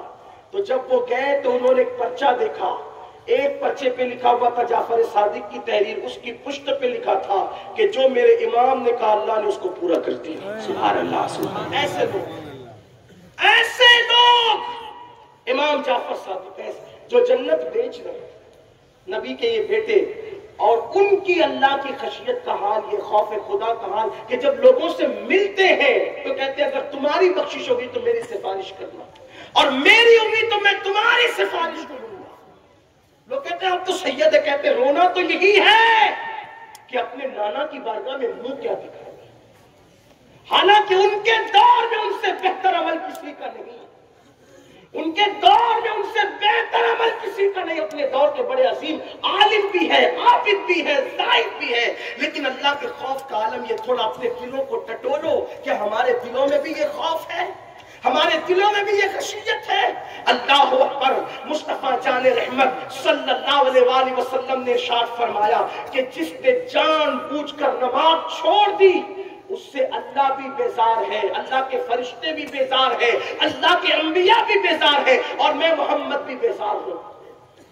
یہ فرمان پہنچنے کے بعد میری قوم مسجدوں کو ویران کیے، داڑیاں مڈا کر کٹروں میں پھینکنا آج مسلم نوجوانوں کا شعار بن چکا، شراب کے اڈوں کو آباد کرنا آج مسلم جوانوں کا شعار بن چکا۔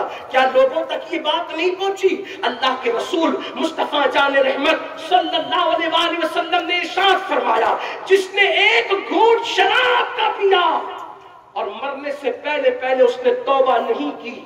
جب وہ اپنی قبر سے اٹھے گا یا تو اس کا چہرہ سور کی طرح ہوگا یا تو اس کا چہرہ بندر کی طرح ہوگا, اور اس کے منہ سے پاخانہ نکل رہا ہوگا, اور جن کٹوروں سے, جن آلات کے ذریعے سے وہ نشہ کرتا تھا, وہ آلات اس کے گلے میں لٹک رہے ہوں گے, اور اس کے پورے جسم پر سانپ اور بچھو چپکے ہوئے ہوں گے, اور اس پہ اللہ کی لعنت برس رہی ہوگی, اور فرشتے کہیں گے یہ وہ ہے جو دنیا میں نشہ کرتا تھا.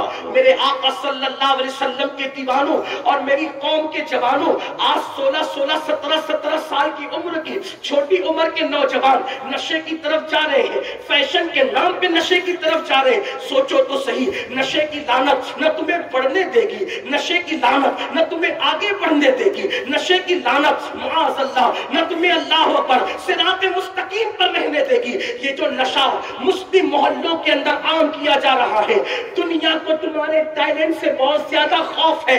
دنیا تمہیں پڑھنے نہیں دینا چاہتی, دنیا تمہیں لکھنے نہیں دینا چاہتی. دنیا کو اچھی طرح پتا ہے جس دن مسلمان جوان پڑھ لے گا اس کا مقابلہ دنیا کی کوئی طاقت نہیں کر سکتی. لوگوں کو پتا ہے جس دن تم بزنس کے میدان میں قدم رکھو گے کوئی تم سے آگے نہیں بڑھ سکے گا.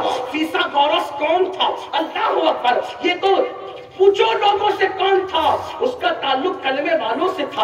اسی طریقے سے آپ دیکھیں ابو علی سینا کو آپ دیکھ لیں, اسی طریقے سے لقمان حکیم کو آپ دیکھ لیں, ان لوگوں کا تعلق کسی نہ کسی نبی سے ہے. تو ایمان والوں کو پڑھنے نہ دو, لوگوں کا منصوبہ پڑھنے نہ دو, انہیں اچھا بزنس کرنے نہ دو, ان کو غریب بناؤ, ان کو مفلس بناؤ, ان کو جاہل بناؤ. اس لیے کہ جب یہ جاہل رہیں گے, یہ مفلس رہیں گے, تو ان کو غلام بنانا آسان ہوگا. ہندوستان کی سرزمین پر جو حالات بنے ہوئے ہیں اس وقت میں مسلمانوں کو 3 چیزوں پہ توجہ دینی چاہیے. ایک تو دیندار بنو, ایک تو مالدار بنو, اور ایک تو ایجوکیشن کو عام کرو. مبارک پور والوں, اگر تم ایجوکیشن کی بات نہ کرو گے تو کون کرے گا؟ یہ تو وہ قصبہ ہے جس کے چراغ سے پوری دنیا کے اندر چراغ مصباح جلاتے نظر آ رہے ہیں. اس سرزمین پر علم کی شمع کو لے کے آگے بڑھنا ہوگا. آج مسلمان کہتے ہیں مولانا میں اپنے بچے کو نہیں پڑھا سکتا کیونکہ میں غریب ہوں. میں کہتا ہوں میرے نوجوان غربت کی شکایت نہ کر. کیا تجھے نہیں پتا عورتوں نے اپنے یتیم بچوں کو چرخہ کاٹ کر کے پڑھایا تھا؟ غوث پاک کو کس نے پڑھایا؟ محبوب الہی کو کس نے پڑھایا؟ ان کی ماؤں نے پڑھایا. اپنے خرچے پہ کنٹرول کرو. آج ایس ایس سی اور ایچ ایس سی کے بعد جو ہے ہم اپنے بچوں کو کام سے لگا دیتے ہیں, ہمارے بچے آگے نہیں بڑھ پاتے. میری گزارش ہے مبارک پور والوں, مذہب کی تعلیم کے میدان میں جس طرح ہم آگے بڑھ رہے ہیں ویسے دنیاوی ایجوکیشن کے معاملے میں بھی آگے بڑھنا چاہیے. اور یاد رکھنا اگر آپ آگے بڑھے تو, اور پھر یہ بھی کہتا ہوں ڈاکٹری بھی ہم کراتے تو بی ایم ایس والی کرواتے ہیں, مجھے اس سے کوئی اختلاف نہیں, نہ میں اس کو حقارت کی نظر سے دیکھتا ہوں, لیکن ستاروں کے آگے جہاں اور بھی ہے, ابھی عشق کے انتہا اور بھی ہے. تو شاہی پرواز ہے کام تیرا, تیرے سامنے آسماں اور بھی ہے. بڑی بڑی ڈگریاں خود بھی اپنے بچوں کو دلواؤ. مولا کائنات فرماتے ہیں تمہارے ماں باپ نے تم کو جتنا پڑھایا اس سے زیادہ تم اپنی اولاد کو پڑھانا, کیونکہ تمہارے دور سے زیادہ تیز رفتار دور تمہاری اولاد کا دور ہوگا. اس لیے اگر چیلنج کو مقابلہ کرنا ہے, چیلنج سے نپٹنا ہے, چیلنج سے نپٹنا ہے, اپنی اولاد کو آگے بڑھاؤ. کیا یہ دور نہیں لا سکتے کہ اللہ اکبر کہ قوم کا جو آئی ایس ہو وہی تراویح کی امامت بھی کر رہا ہو, وہی قوم کا آئی پی ایس ہو وہ آئی پی ایس ہو تراویح کی امامت بھی کر رہا ہو. آپ کہیں گے یہ کیسے ہو سکتا ہے؟ میں نے کہا اسی ہندوستان میں ہوا ہے کہ جو ظہر کی اذان سے پہلے ہندوستان کی عدالتوں میں فیصلہ کر رہا تھا, ظہر کی اذان کے بعد وہی مسلح امامت پہ نظر آتا ہے, اور اسی جج کو دنیا علامہ فضل خیر آبادی کے نام سے جانتی ہے. کیا وہ دور نہیں آ سکتا کہ 11 مہینے تک اکھنڈ بھارت پہ حکومت کرنے والا رمضان شریف میں دلی کی جامع مسجد میں تراویح سناتا ہے وہ کون حافظ قرآن تھا کہ 11 مہینے اکھنڈ بھارت پہ حکومت کرتا تھا اور پھر رمضان شریف میں دلی کی جامع مسجد میں تراویح سناتا تھا؟ اسی حافظ قرآن بادشاہ کو دنیا محی الدین اورنگزیب عالمگیر کے نام سے جانتی ہے. ہمیں پھر وہی دل لانا ہے. لوگ ترقی کریں گے آگے جا کے، ہم ترقی کریں گے نبی کے قدموں میں آ کے. لوگوں کو ترقی کرنا ہے تو آگے جائے، ہمیں ترقی کرنا ہے تو نبی کے قدموں میں آئے. آج یہ بہت لمبی نہیں کرتا، بس اتنا ضرور کہوں گا، اپنے اخراجات پہ کنٹرول کرو، اپنے خرچوں پہ کنٹرول کرو. آدھی روٹی کھاؤ. ہمارے ماہرہ کے بزرگوں نے پیغام دیا، آدھی روٹی کھائیں گے، بچوں کو پڑھائیں گے، دیندار بنو، مالدار بنو، ایجوکیٹڈ بنو. آپ کو یہ بات کہتے ہوئے بات ختم کرنے لگا ہوں، اور ایک ہی بات عرض کروں گا، ایک بات عرض کروں گا، اس کے بعد بات مکمل کروں گا. اپنے بچوں کو انٹرنیٹ سے دور رکھو، اپنے بچوں کو اسمارٹ موبائل سے دور رکھو، اپنے اور خود بھی دور رہو. موبائل کا استعمال اتنا ہی کرو جتنی ضرورت ہے. مجھے حیرت ہے، منبر والے بھی موبائل کے بغیر نہیں رہ سکتے، مسجد کے اندر بھی لوگ موبائل کے بغیر نہیں رہ سکتے. اب تو لوگ ٹوائلٹ پہ جا کر بھی موبائل نہیں چھوڑ رہے. نشہ طاری ہو گیا ہے موبائل کا. نہیں، آپ سوچتے ہیں یہ جو نئے نئے فنکشن موبائل پر آ رہے ہیں، دنیا تم سے پیار کرتی ہے اس لیے نئے فنکشن آ رہے ہیں؟ نہیں، اگر ان کو تم سے پیار ہے وہ تمہیں روٹی کپڑا اور مکان دیتے، لیکن وہ فنکشن کیوں ڈالے؟ تاکہ تم الجھے نہ. آپ سوچو جو گندے گیم تمہارے بچے کھیلتے ہیں، اسرائیل میں اس پہ پابندی لگی ہوئی ہے. وہ دنیا کو گیم دینے والوں کی یہاں پابندی کیوں ہے؟ وہ چاہتے ہیں ہمارے بچے پڑھے، تمہارے نہ پڑھے، اور انہیں کسی اور سے کوئی ٹینشن نہیں. انہیں ٹینشن ہے تو محمد رسول اللہ کے غلاموں سے. اتنا یاد رکھنا، جہاں ایمان ہے خوف انہی لوگوں سے کیا جاتا ہے، تباہی انہی لوگوں کی طرف بھیجی جا رہی ہے. اور تم ہو کہ احساس ہی نہیں، احساس ہی نہیں. کب تک گناہ گناہ گناہ میں ڈوبے رہو گے؟ کیا گناہ کرنے آئے تھے؟ مغرب گناہ کرتے کرتے تھک گیا، یورپ گناہ کرتے کرتے تھک گیا، اور تم گناہوں میں ڈوبے جا رہے ہو. ہمارے بزرگوں نے کہا ہے، جہاں گناہ ہے وہاں فنا ہے.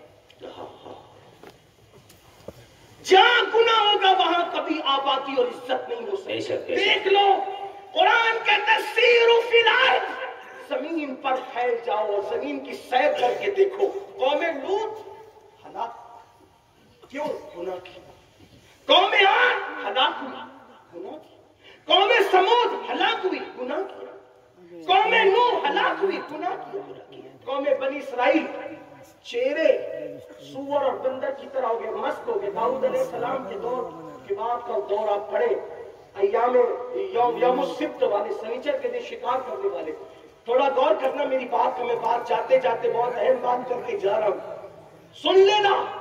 قوم عاد ہلاک گناہ کی، سمود ہلاک، قوم صالح ہلاک. کس کی وجہ سے؟ گناہ کی وجہ. قوم بنی اسرائیل ہلاک، یہ سب حالانکہ بنی اسرائیل سے ہی تھے ہلاک.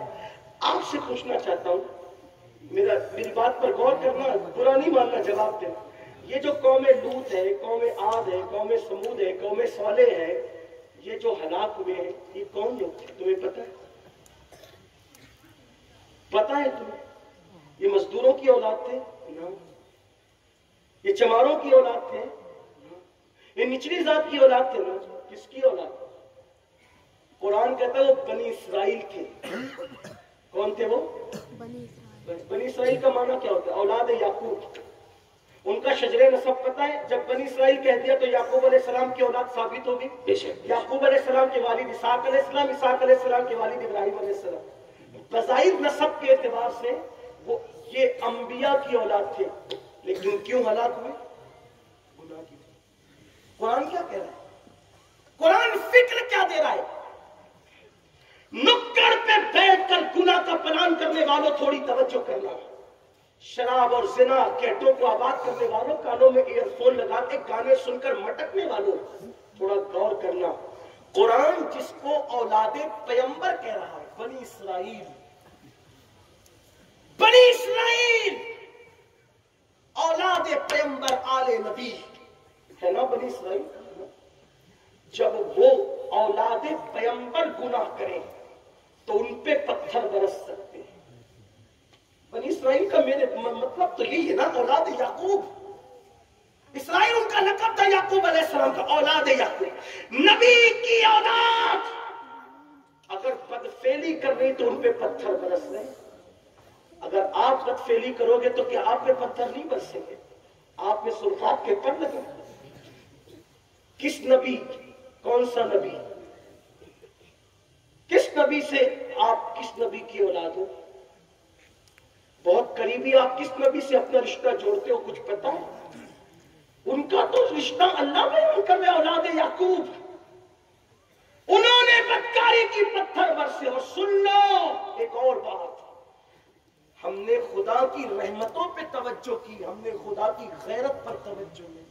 बेशक बेशक, जैसे रहमत में उसकी तरह कोई नहीं है, वैसे गैरत में भी उसकी तरह कोई नहीं। बेशक बेशक, जब कौमे लूत ने गुनाह किया, कौमे लूत ने, उनके क्या गुनाह थे कौमे लूत के? नंबर 1, मर्द मर्द के साथ बदफेली करता था। और ये गुनाह मुसलमानों में, नौजवानों में आज है। बल्कि बड़ी माजरत के साथ दोस्ती इसीलिए की जाती है खूबसूरत लड़कों से, ताकि अपने दिल की ख्वाहिशात पूरी की जाए। हालांकि बताया गया कि जानवरों में भी, जानवर भी नर जानवर के साथ बदफेली नहीं करता सिवाय सूअर के। ये बात सिर्फ खिंजीर में, और जानवरों के अंदर ये चीज नहीं है। तो नंबर 1, मर्द मर्द के साथ बदफेली करता था। नंबर 2, वो ताली बजाते थे, ताली बजाना उनकी आदत थी। नंबर 3, वो सीटी बजाते थे, तफसीर उठा के देखें। और नंबर 4, वो पेट की गैस जोर से हंसी मजाक में खारिज करते थे। नबी ने उनको समझाया, वो नहीं माने, तो उस कौम पे अल्लाह ने पत्थर बरसाए।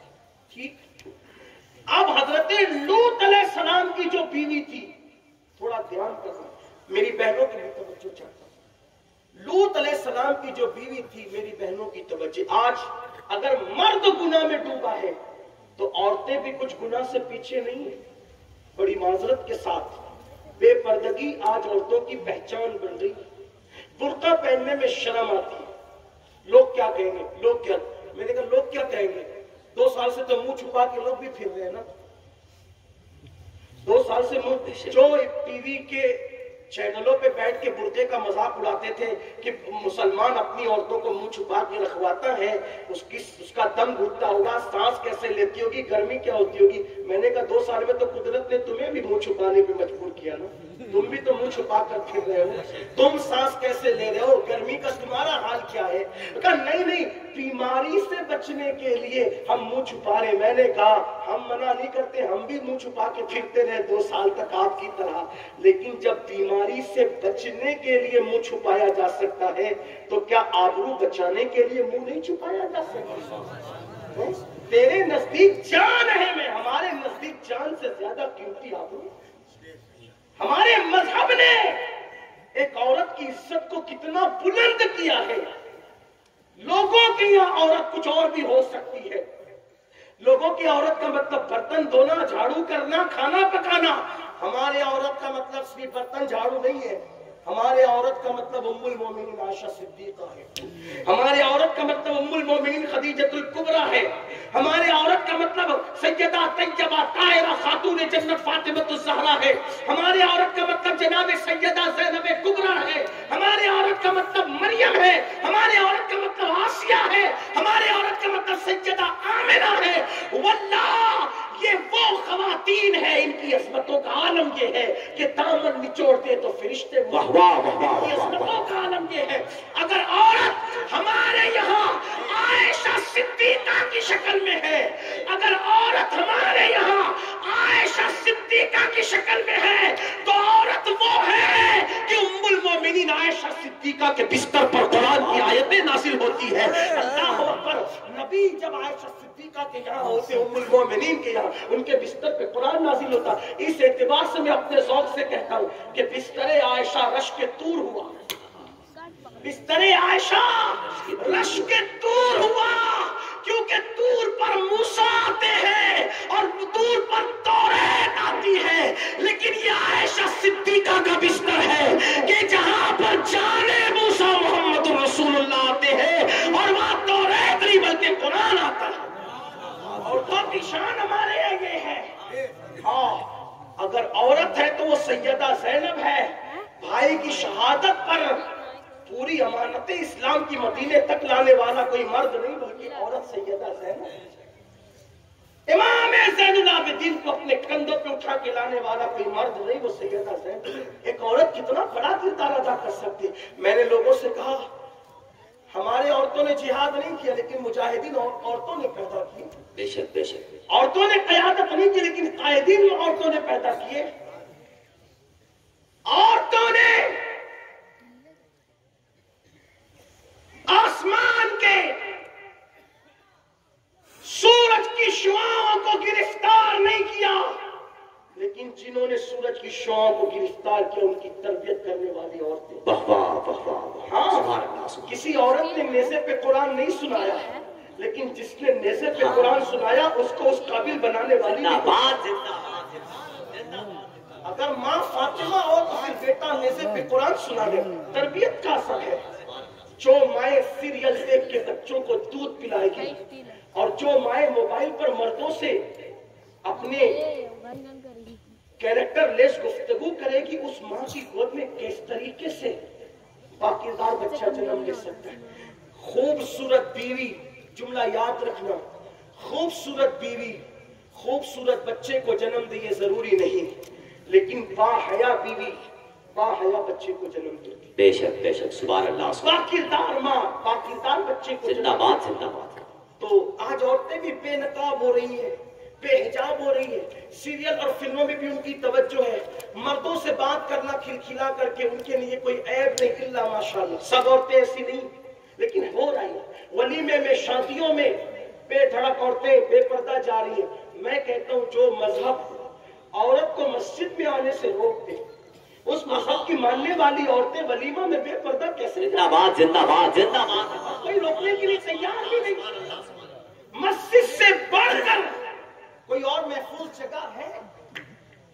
बल्कि रूए ज़मीन पे सबसे बेहतरीन जगह मस्जिद है। बेशक बेशक। हो सकता है कि मेरी बात से किसी को इख्तिलाफ हो, मैं हाथ जोड़ के कहता हूँ कि मैं कोई मुनाजरे का मैदान खोलने नहीं आया, कादरी फकीर हूँ, इस्लाम की बात लेकर के आया। वरना भी लोग कहेंगे कि बुखारी में तो इजाजत है, तुम कैसे मना कर रहे हो। मैंने कहा कि बुखारी में तो और भी कुछ है। अभी मैं उसका उन्वान खोलूंगा तो फिर लोगों को बुरा लगेगा, लेकिन मैं अभी वो सब नहीं खोलता, मुझे इस्लाम के लिए बिठाया। बेशक बेशक, जिंदाबाद जिंदाबाद। मतलब और भी चीज है, लोगों को सिर्फ औरतों में की मस्जिद की हाजिरी पे बुखारी नजर आती है, और चीजों पे नजर नहीं आती लोगों को। उनको और चीजों पे भी नजर आना चाहिए। हाँ, लेकिन मैं उसका बाब नहीं खोलना चाहता, लेकिन सिर्फ ये कहना चाहता हूं कि मुझे बताएं कि जिस मजहब ने अगर इज्जत खतरे में पड़ जाए तो मस्जिद में आने से मना करती। बल्कि आपको एक बात बता, उम्मुल मोमिनीन हजरत सैयदा मैमूना रदी अल्लाह ताला अन्हा, ये हुजूर की बीवी हजरत मैमूना है।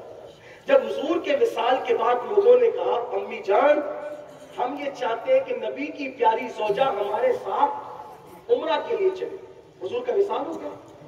हुजूर के विसाल के बाद उम्मुल मोमिनीन हजरत मैमूना से किसी ने कहा कि आप हमारे साथ उम्रा के लिए चले। तो उम्मुल मोमिनीन फरमाती मैंने हज भी कर लिया और मैंने उम्रा भी कर लिया, अब मेरे नबी ने हमें घर में रहने का हुक्म, अब मैं घर से बाहर नहीं निकलता, क्योंकि कुरान क्या कहता है, वक़रना फी बुयूतिकुन्ना, तुम अपने घरों में बैठी रहो। अल्लाह ने कह दिया हम अपने घरों में बैठी। आप गौर फरमाइए, उम्मतुल मोमिनीन की फिक्र ये है। हालांकि बाद में उम्मुल मोमिनीन हजरत मैमूना रज़ी अल्लाह ताला अन्हा, उनका विसाल मक्के के करीब ही हुआ, लेकिन आपसे पूछना चाहता हूं कि उनकी हया का आलम क्या था। हजरत आतिका रज़ी अल्लाह ताला अन्हा, अल्लाहु अकबर, हजरत आतिका रज़ी अल्लाह ताला अन्हा, आपको मस्जिद में आने का बड़ा शौक था। हजरत आतिका, उनके शौहर का जब विसाल हो गया, मेरी बहनों की तरफ उनके शौहर का विसाल हो गया, तो फारूक आजम अमीरुल मोमिनीन गैजुल मुनाफिकीन इमामुल मुजाहिदीन सैयदना उमर इब्न खत्ताब रज़ी अल्लाह ताला अन्हु ने आपको निकाह का पैगाम भेजा कि आपके साथ निकाह करना चाहता हूँ। हजरत आतिका ने कहा अमीरुल मोमिनीन आपके साथ निकाह से कौन मना करेगा, हमारी सआदत है, आपके साथ निकाह करना सआदत है, लेकिन आप औरतों को मस्जिद से रोकते हैं। अगर निकाह करेंगे तो बीवी हो जाऊंगी, मना करेंगे तो रुकना पड़ेगा। एक शर्त पे निकाह करती हूँ कि आप सबको रोकते हैं मस्जिद से, मुझे नहीं रोकेंगे, मैं मस्जिद जाऊंगी। आप फिर मैं ठीक है। تم نے جانا منع نہیں کیا، اب آپ روک رہے لوگوں کو، یہ مسجد جاری، آپ نے سوچا سب کو روکتے اس کو نہیں روکتے چونکہ وعدہ کر چکے، تو آپ نے ایک ہیلا کیا۔ ہیلا کیا کیا کہ میمونہ رضی اللہ، حضرت عاتقہ رضی اللہ تعالیٰ، حضرت عاتقہ جب مسجد جانے لگی تہجد کے وقت میں تو پہلے سے فاروق اعظم ایک کھجور کے درخت کے پیچھے چھپ گئے، اور جب وہ جا رہی تھی برقع اوڑھ کر کے تو آپ نے زور سے ہاتھ ان کے سر پہ مارا اور پھر درخت کے پیچھے چھپ گئے۔ حضرت عاتقہ نے ادھر ادھر دیکھا اور زور سے پڑھا انا للہ و انا الیہ راجعون، زور سے پڑھا، اور اللہ کی بارگاہ میں سر اٹھا کے کہتی مولا تو جانتا ہے کہ مسجد میں آ کے عبادت کرنا مجھے کتنا پسند ہے مولا، مگر فتنوں کا دور آ گیا، پتہ نہیں میرے سر پہ کس نے حملہ کیا، میری آبرو خطرے میں پڑ گئی۔ اور پھر اس کے بعد مسجد نہیں گئی، مسجد نہیں گئی، گھر واپس گئی، اور پھر جب باہر نہیں نکلی، جب نکلا تو ان کا جنازہ باہر نکلا۔ اگر حیا کو خطرہ ہوا تو عورتوں نے مسجد جانا، زندہ باد زندہ باد زندہ باد، عزت کو خطرہ ہوا تو عورتوں نے مسجد جانا چھوڑا۔ اور آج عورتیں ولیمہ میں بن سنور کر جائیں، شوہر کے لیے نہیں بننا سنورنا، ولیمے میں جانے کے۔ مجھے حیرت ہے کیسے چینجنگ آ گئی، چینجز کیسے آیا۔ اسلام میں بننے سنورنے کا حکم شوہر کے لیے ہے، عورتیں گھر میں رہنے کے لیے نہیں سنورتی، عورتیں بازار جانا ہے تو سورے گی، ولیمہ جانا ہے تو سورے گی۔ حالانکہ فرمایا گیا جو شوہر کی خوشی کے لیے سنورتی ہے، سنگار کرتی ہے، اللہ اس عورت کو رات میں نفل پڑھنے سے زیادہ ثواب عطا۔ سبحان اللہ سبحان اللہ سبحان اللہ۔ اسلام بننے سنورنے سے منع نہیں کرتا، جائز طریقے سے بننا سنورنا ہے تو، لیکن حیرت اس بات پر ہے کہ بے باک ہو رہی۔ تو بات دور نکلی، میں عرض کر رہا تھا بات سمیٹتے ہوئے، بہت دور نکل گئی بات، ٹائم بھی کافی زیادہ ہوا، میں اپنی گفتگو سمیٹ لوں گا اور سمیٹ ہی رہا ہوں کہ حضرت لوط علیہ السلام کی قوم نے جرم کیا، ان پہ پتھر برسے، لیکن لوط علیہ السلام کی جو بیوی تھی، توجہ کرنا، وہ مجرم نہیں تھی۔ اس اعتبار سے جس جرم میں قوم لوط مصروف تھی، اس جرم سے حضرت لوط علیہ السلام کی بیوی کا دور دور کا بھی کوئی تعلق نہیں تھا، کیونکہ نبی کی بیوی کبھی بے حیا نہیں ہو سکتی، بے غیرت نہیں ہو سکتی۔ کیوں؟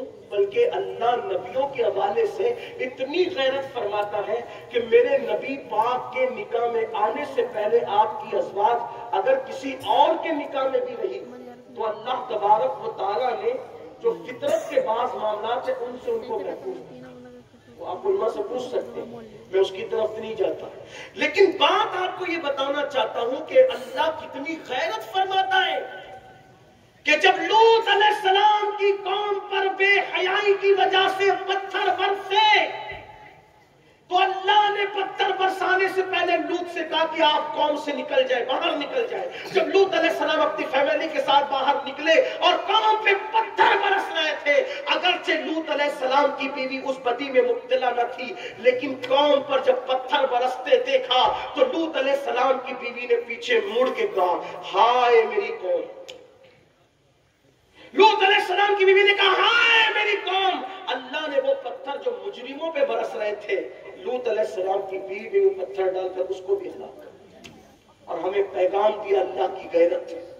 اگر نبی کی بیوی مجرم نہ ہو ان جرائم کے اعتبار سے، لیکن مجرموں کی حامی بن جائے تو اس پہ بھی پتھر برسے۔ آپ کہاں؟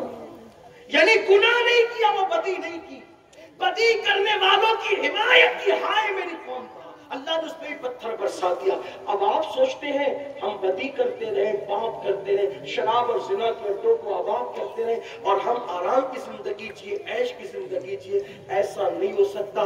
جہاں گناہ ہے وہاں فنا ہے۔ اگر اس فنا سے تباہی اور بربادی سے بچنا ہے، ایک راستہ ہے، بس توبہ کا دروازہ کھلا ہوا ہے۔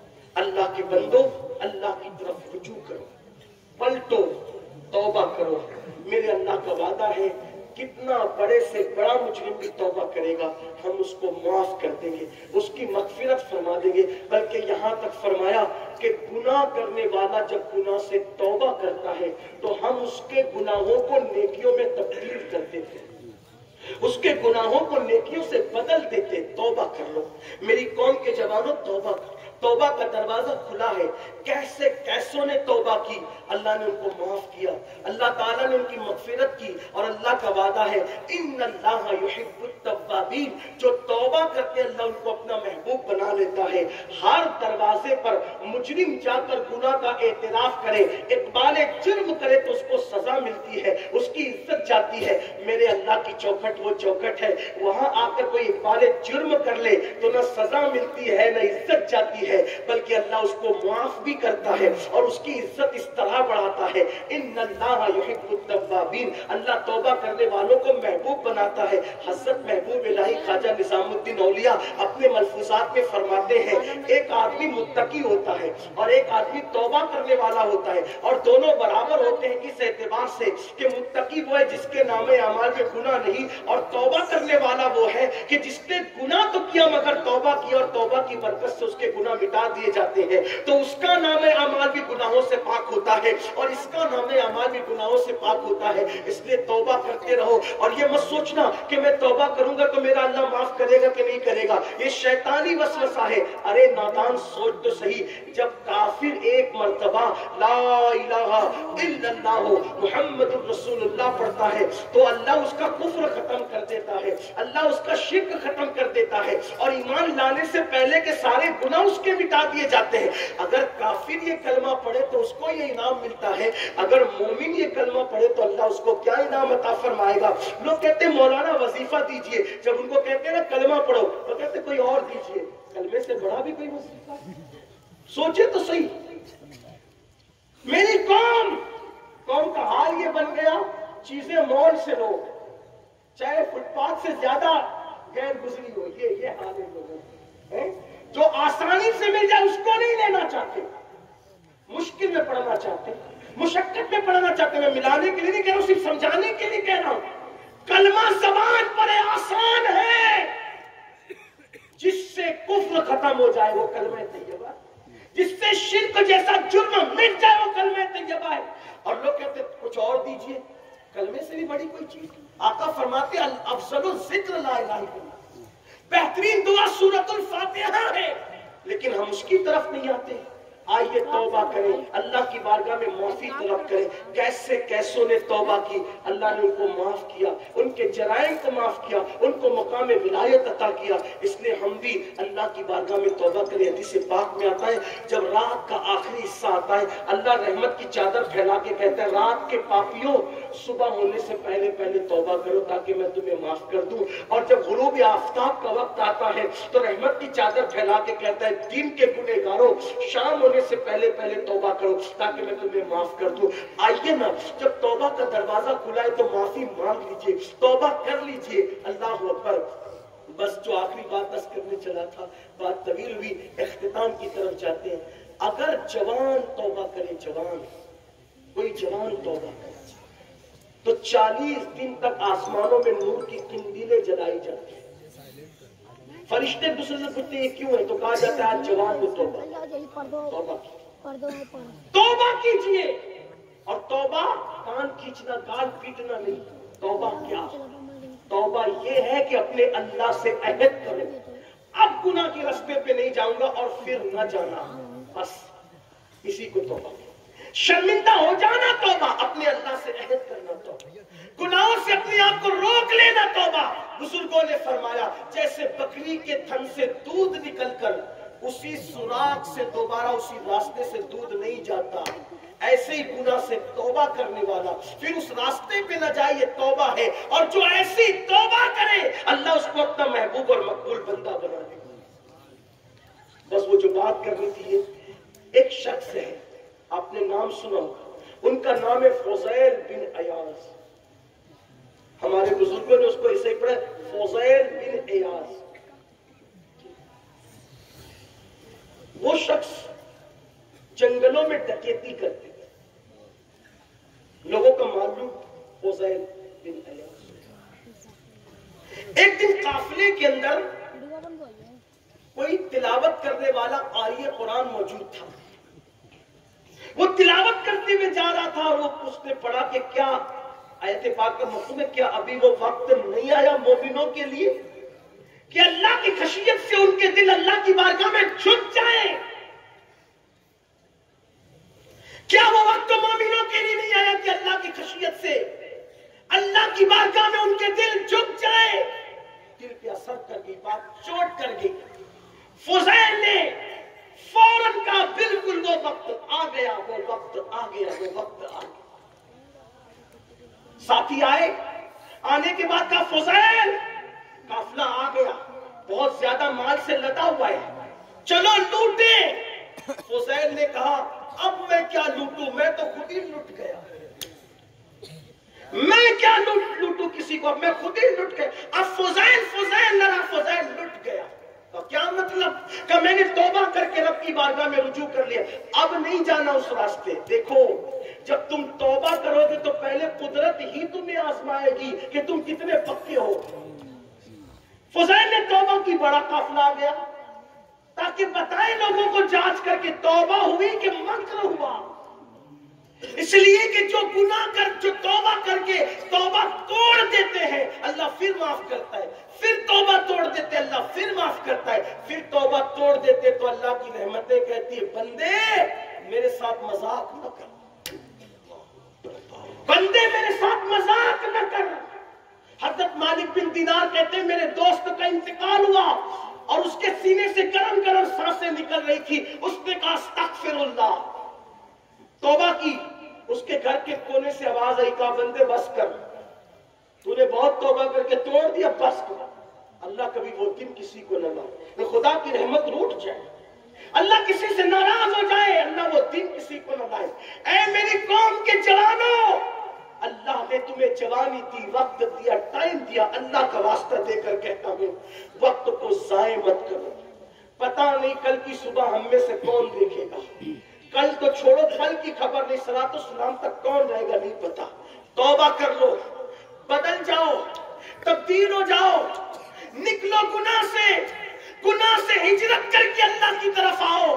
ہاں میرا اللہ وہ ہے، حدیث قدسی میں میرے اللہ نے فرمایا جو میری طرف چل کے آتا ہے میری رحمت اس کی طرف دوڑ کر جاتی ہے۔ سبحان اللہ۔ تم نے سب کی طرف دوڑا، کبھی اللہ کی طرف بھی دوڑ کے دیکھو۔ تم نے سب سے پیار کیا، کبھی میرے اللہ سے بھی پیار کر کے دیکھو۔ تم نے سب سے دوستیوں کا ہاتھ بڑھایا، کبھی اس کی طرف بھی بڑھ کے دیکھو۔ تم نے سب کے لیے رویا، کبھی اس کے لیے بھی رو کے دیکھو۔ تم نے سب سے وفا کیا، کبھی اس سے بھی وفا کر کے دیکھو۔ تم نے سب کی بات مانی، ذرا اس کی بھی بات مان کے دیکھو۔ آؤ اللہ کے ہو جاؤ، آؤ اللہ کی طرف پلٹ جاؤ، آؤ اللہ کے لیے وقت نکالنے والے بنو۔ اپنی مصیبتوں میں در در پہ دستک دینے والوں کوئی اپنا نہیں ہے۔ اگر مصیبتیں آئے اچھی طرح وضو کرو، رات کے آخری پہر میں مصلی بچھا کے آنسوؤں کی سوگات اللہ کی بارگاہ میں پیش کر کے گڑ گڑاؤ۔ پھر رحمتوں کی بارش نہ ہو تو کہنا، پھر کرم کی بارش نہ ہو تو کہنا، پھر تمہاری بگڑی نہ بنے تو کہنا، اس لیے کہ سب کو ملتا ہے اسی وحدہ لا شریک کے در سے، اور ہمیں بھی اسی کے در سے ملے گا۔ آؤ نا سب سے امیدیں باندھنے والوں اپنے رب کی چوکھٹ سے وابستہ ہو جائے۔ اللہ اکبر۔ ارے ایک وقت میں اگر 5 مرتبہ، ایک دن میں 5 مرتبہ کوئی فقیر کسی بخیل کے دروازے پہ جاتا ہے تو بخیل سے بخیل بھی کچھ نہ کچھ دے کے ٹالتا ہے، وہ مکمل 5 بار انکار نہیں کرتا۔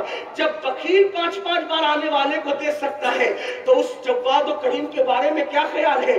ایک دن میں 5 بار اس کے دروازے پہ دستک دو گے تو وہ کیوں نہ عطا کرے گا، جبکہ اس کا وعدہ ہے ادعونی استجب لکم، مجھ سے مانگو میں ضرور عطا کروں گا۔ وہ کہتا ہے ان اللہ لا یخلف المیعاد، اللہ اپنے وعدے کا خلاف نہیں کرتا۔ لیکن کوئی آئے تو صحیح، اقبال کہتے ہیں ہم تو مائل بکرم ہے، کوئی سائل ہی نہیں، راہ دکھلائے کسے راہ روے منزل ہی نہیں۔ میری قوم کے جوانوں آؤ اپنے اللہ سے رشتہ مضبوط کریں، اپنے اللہ کے قریب آئیں۔ اس کا وعدہ ہے جو میری طرف چل کر آتا ہے میری رحمتیں اس کی طرف دوڑ کے جاتی ہے۔ امتحان لیا اللہ نے، ادھر فضیل نے توبہ کی، ادھر قافلہ آیا، فضیل چلو لوٹو۔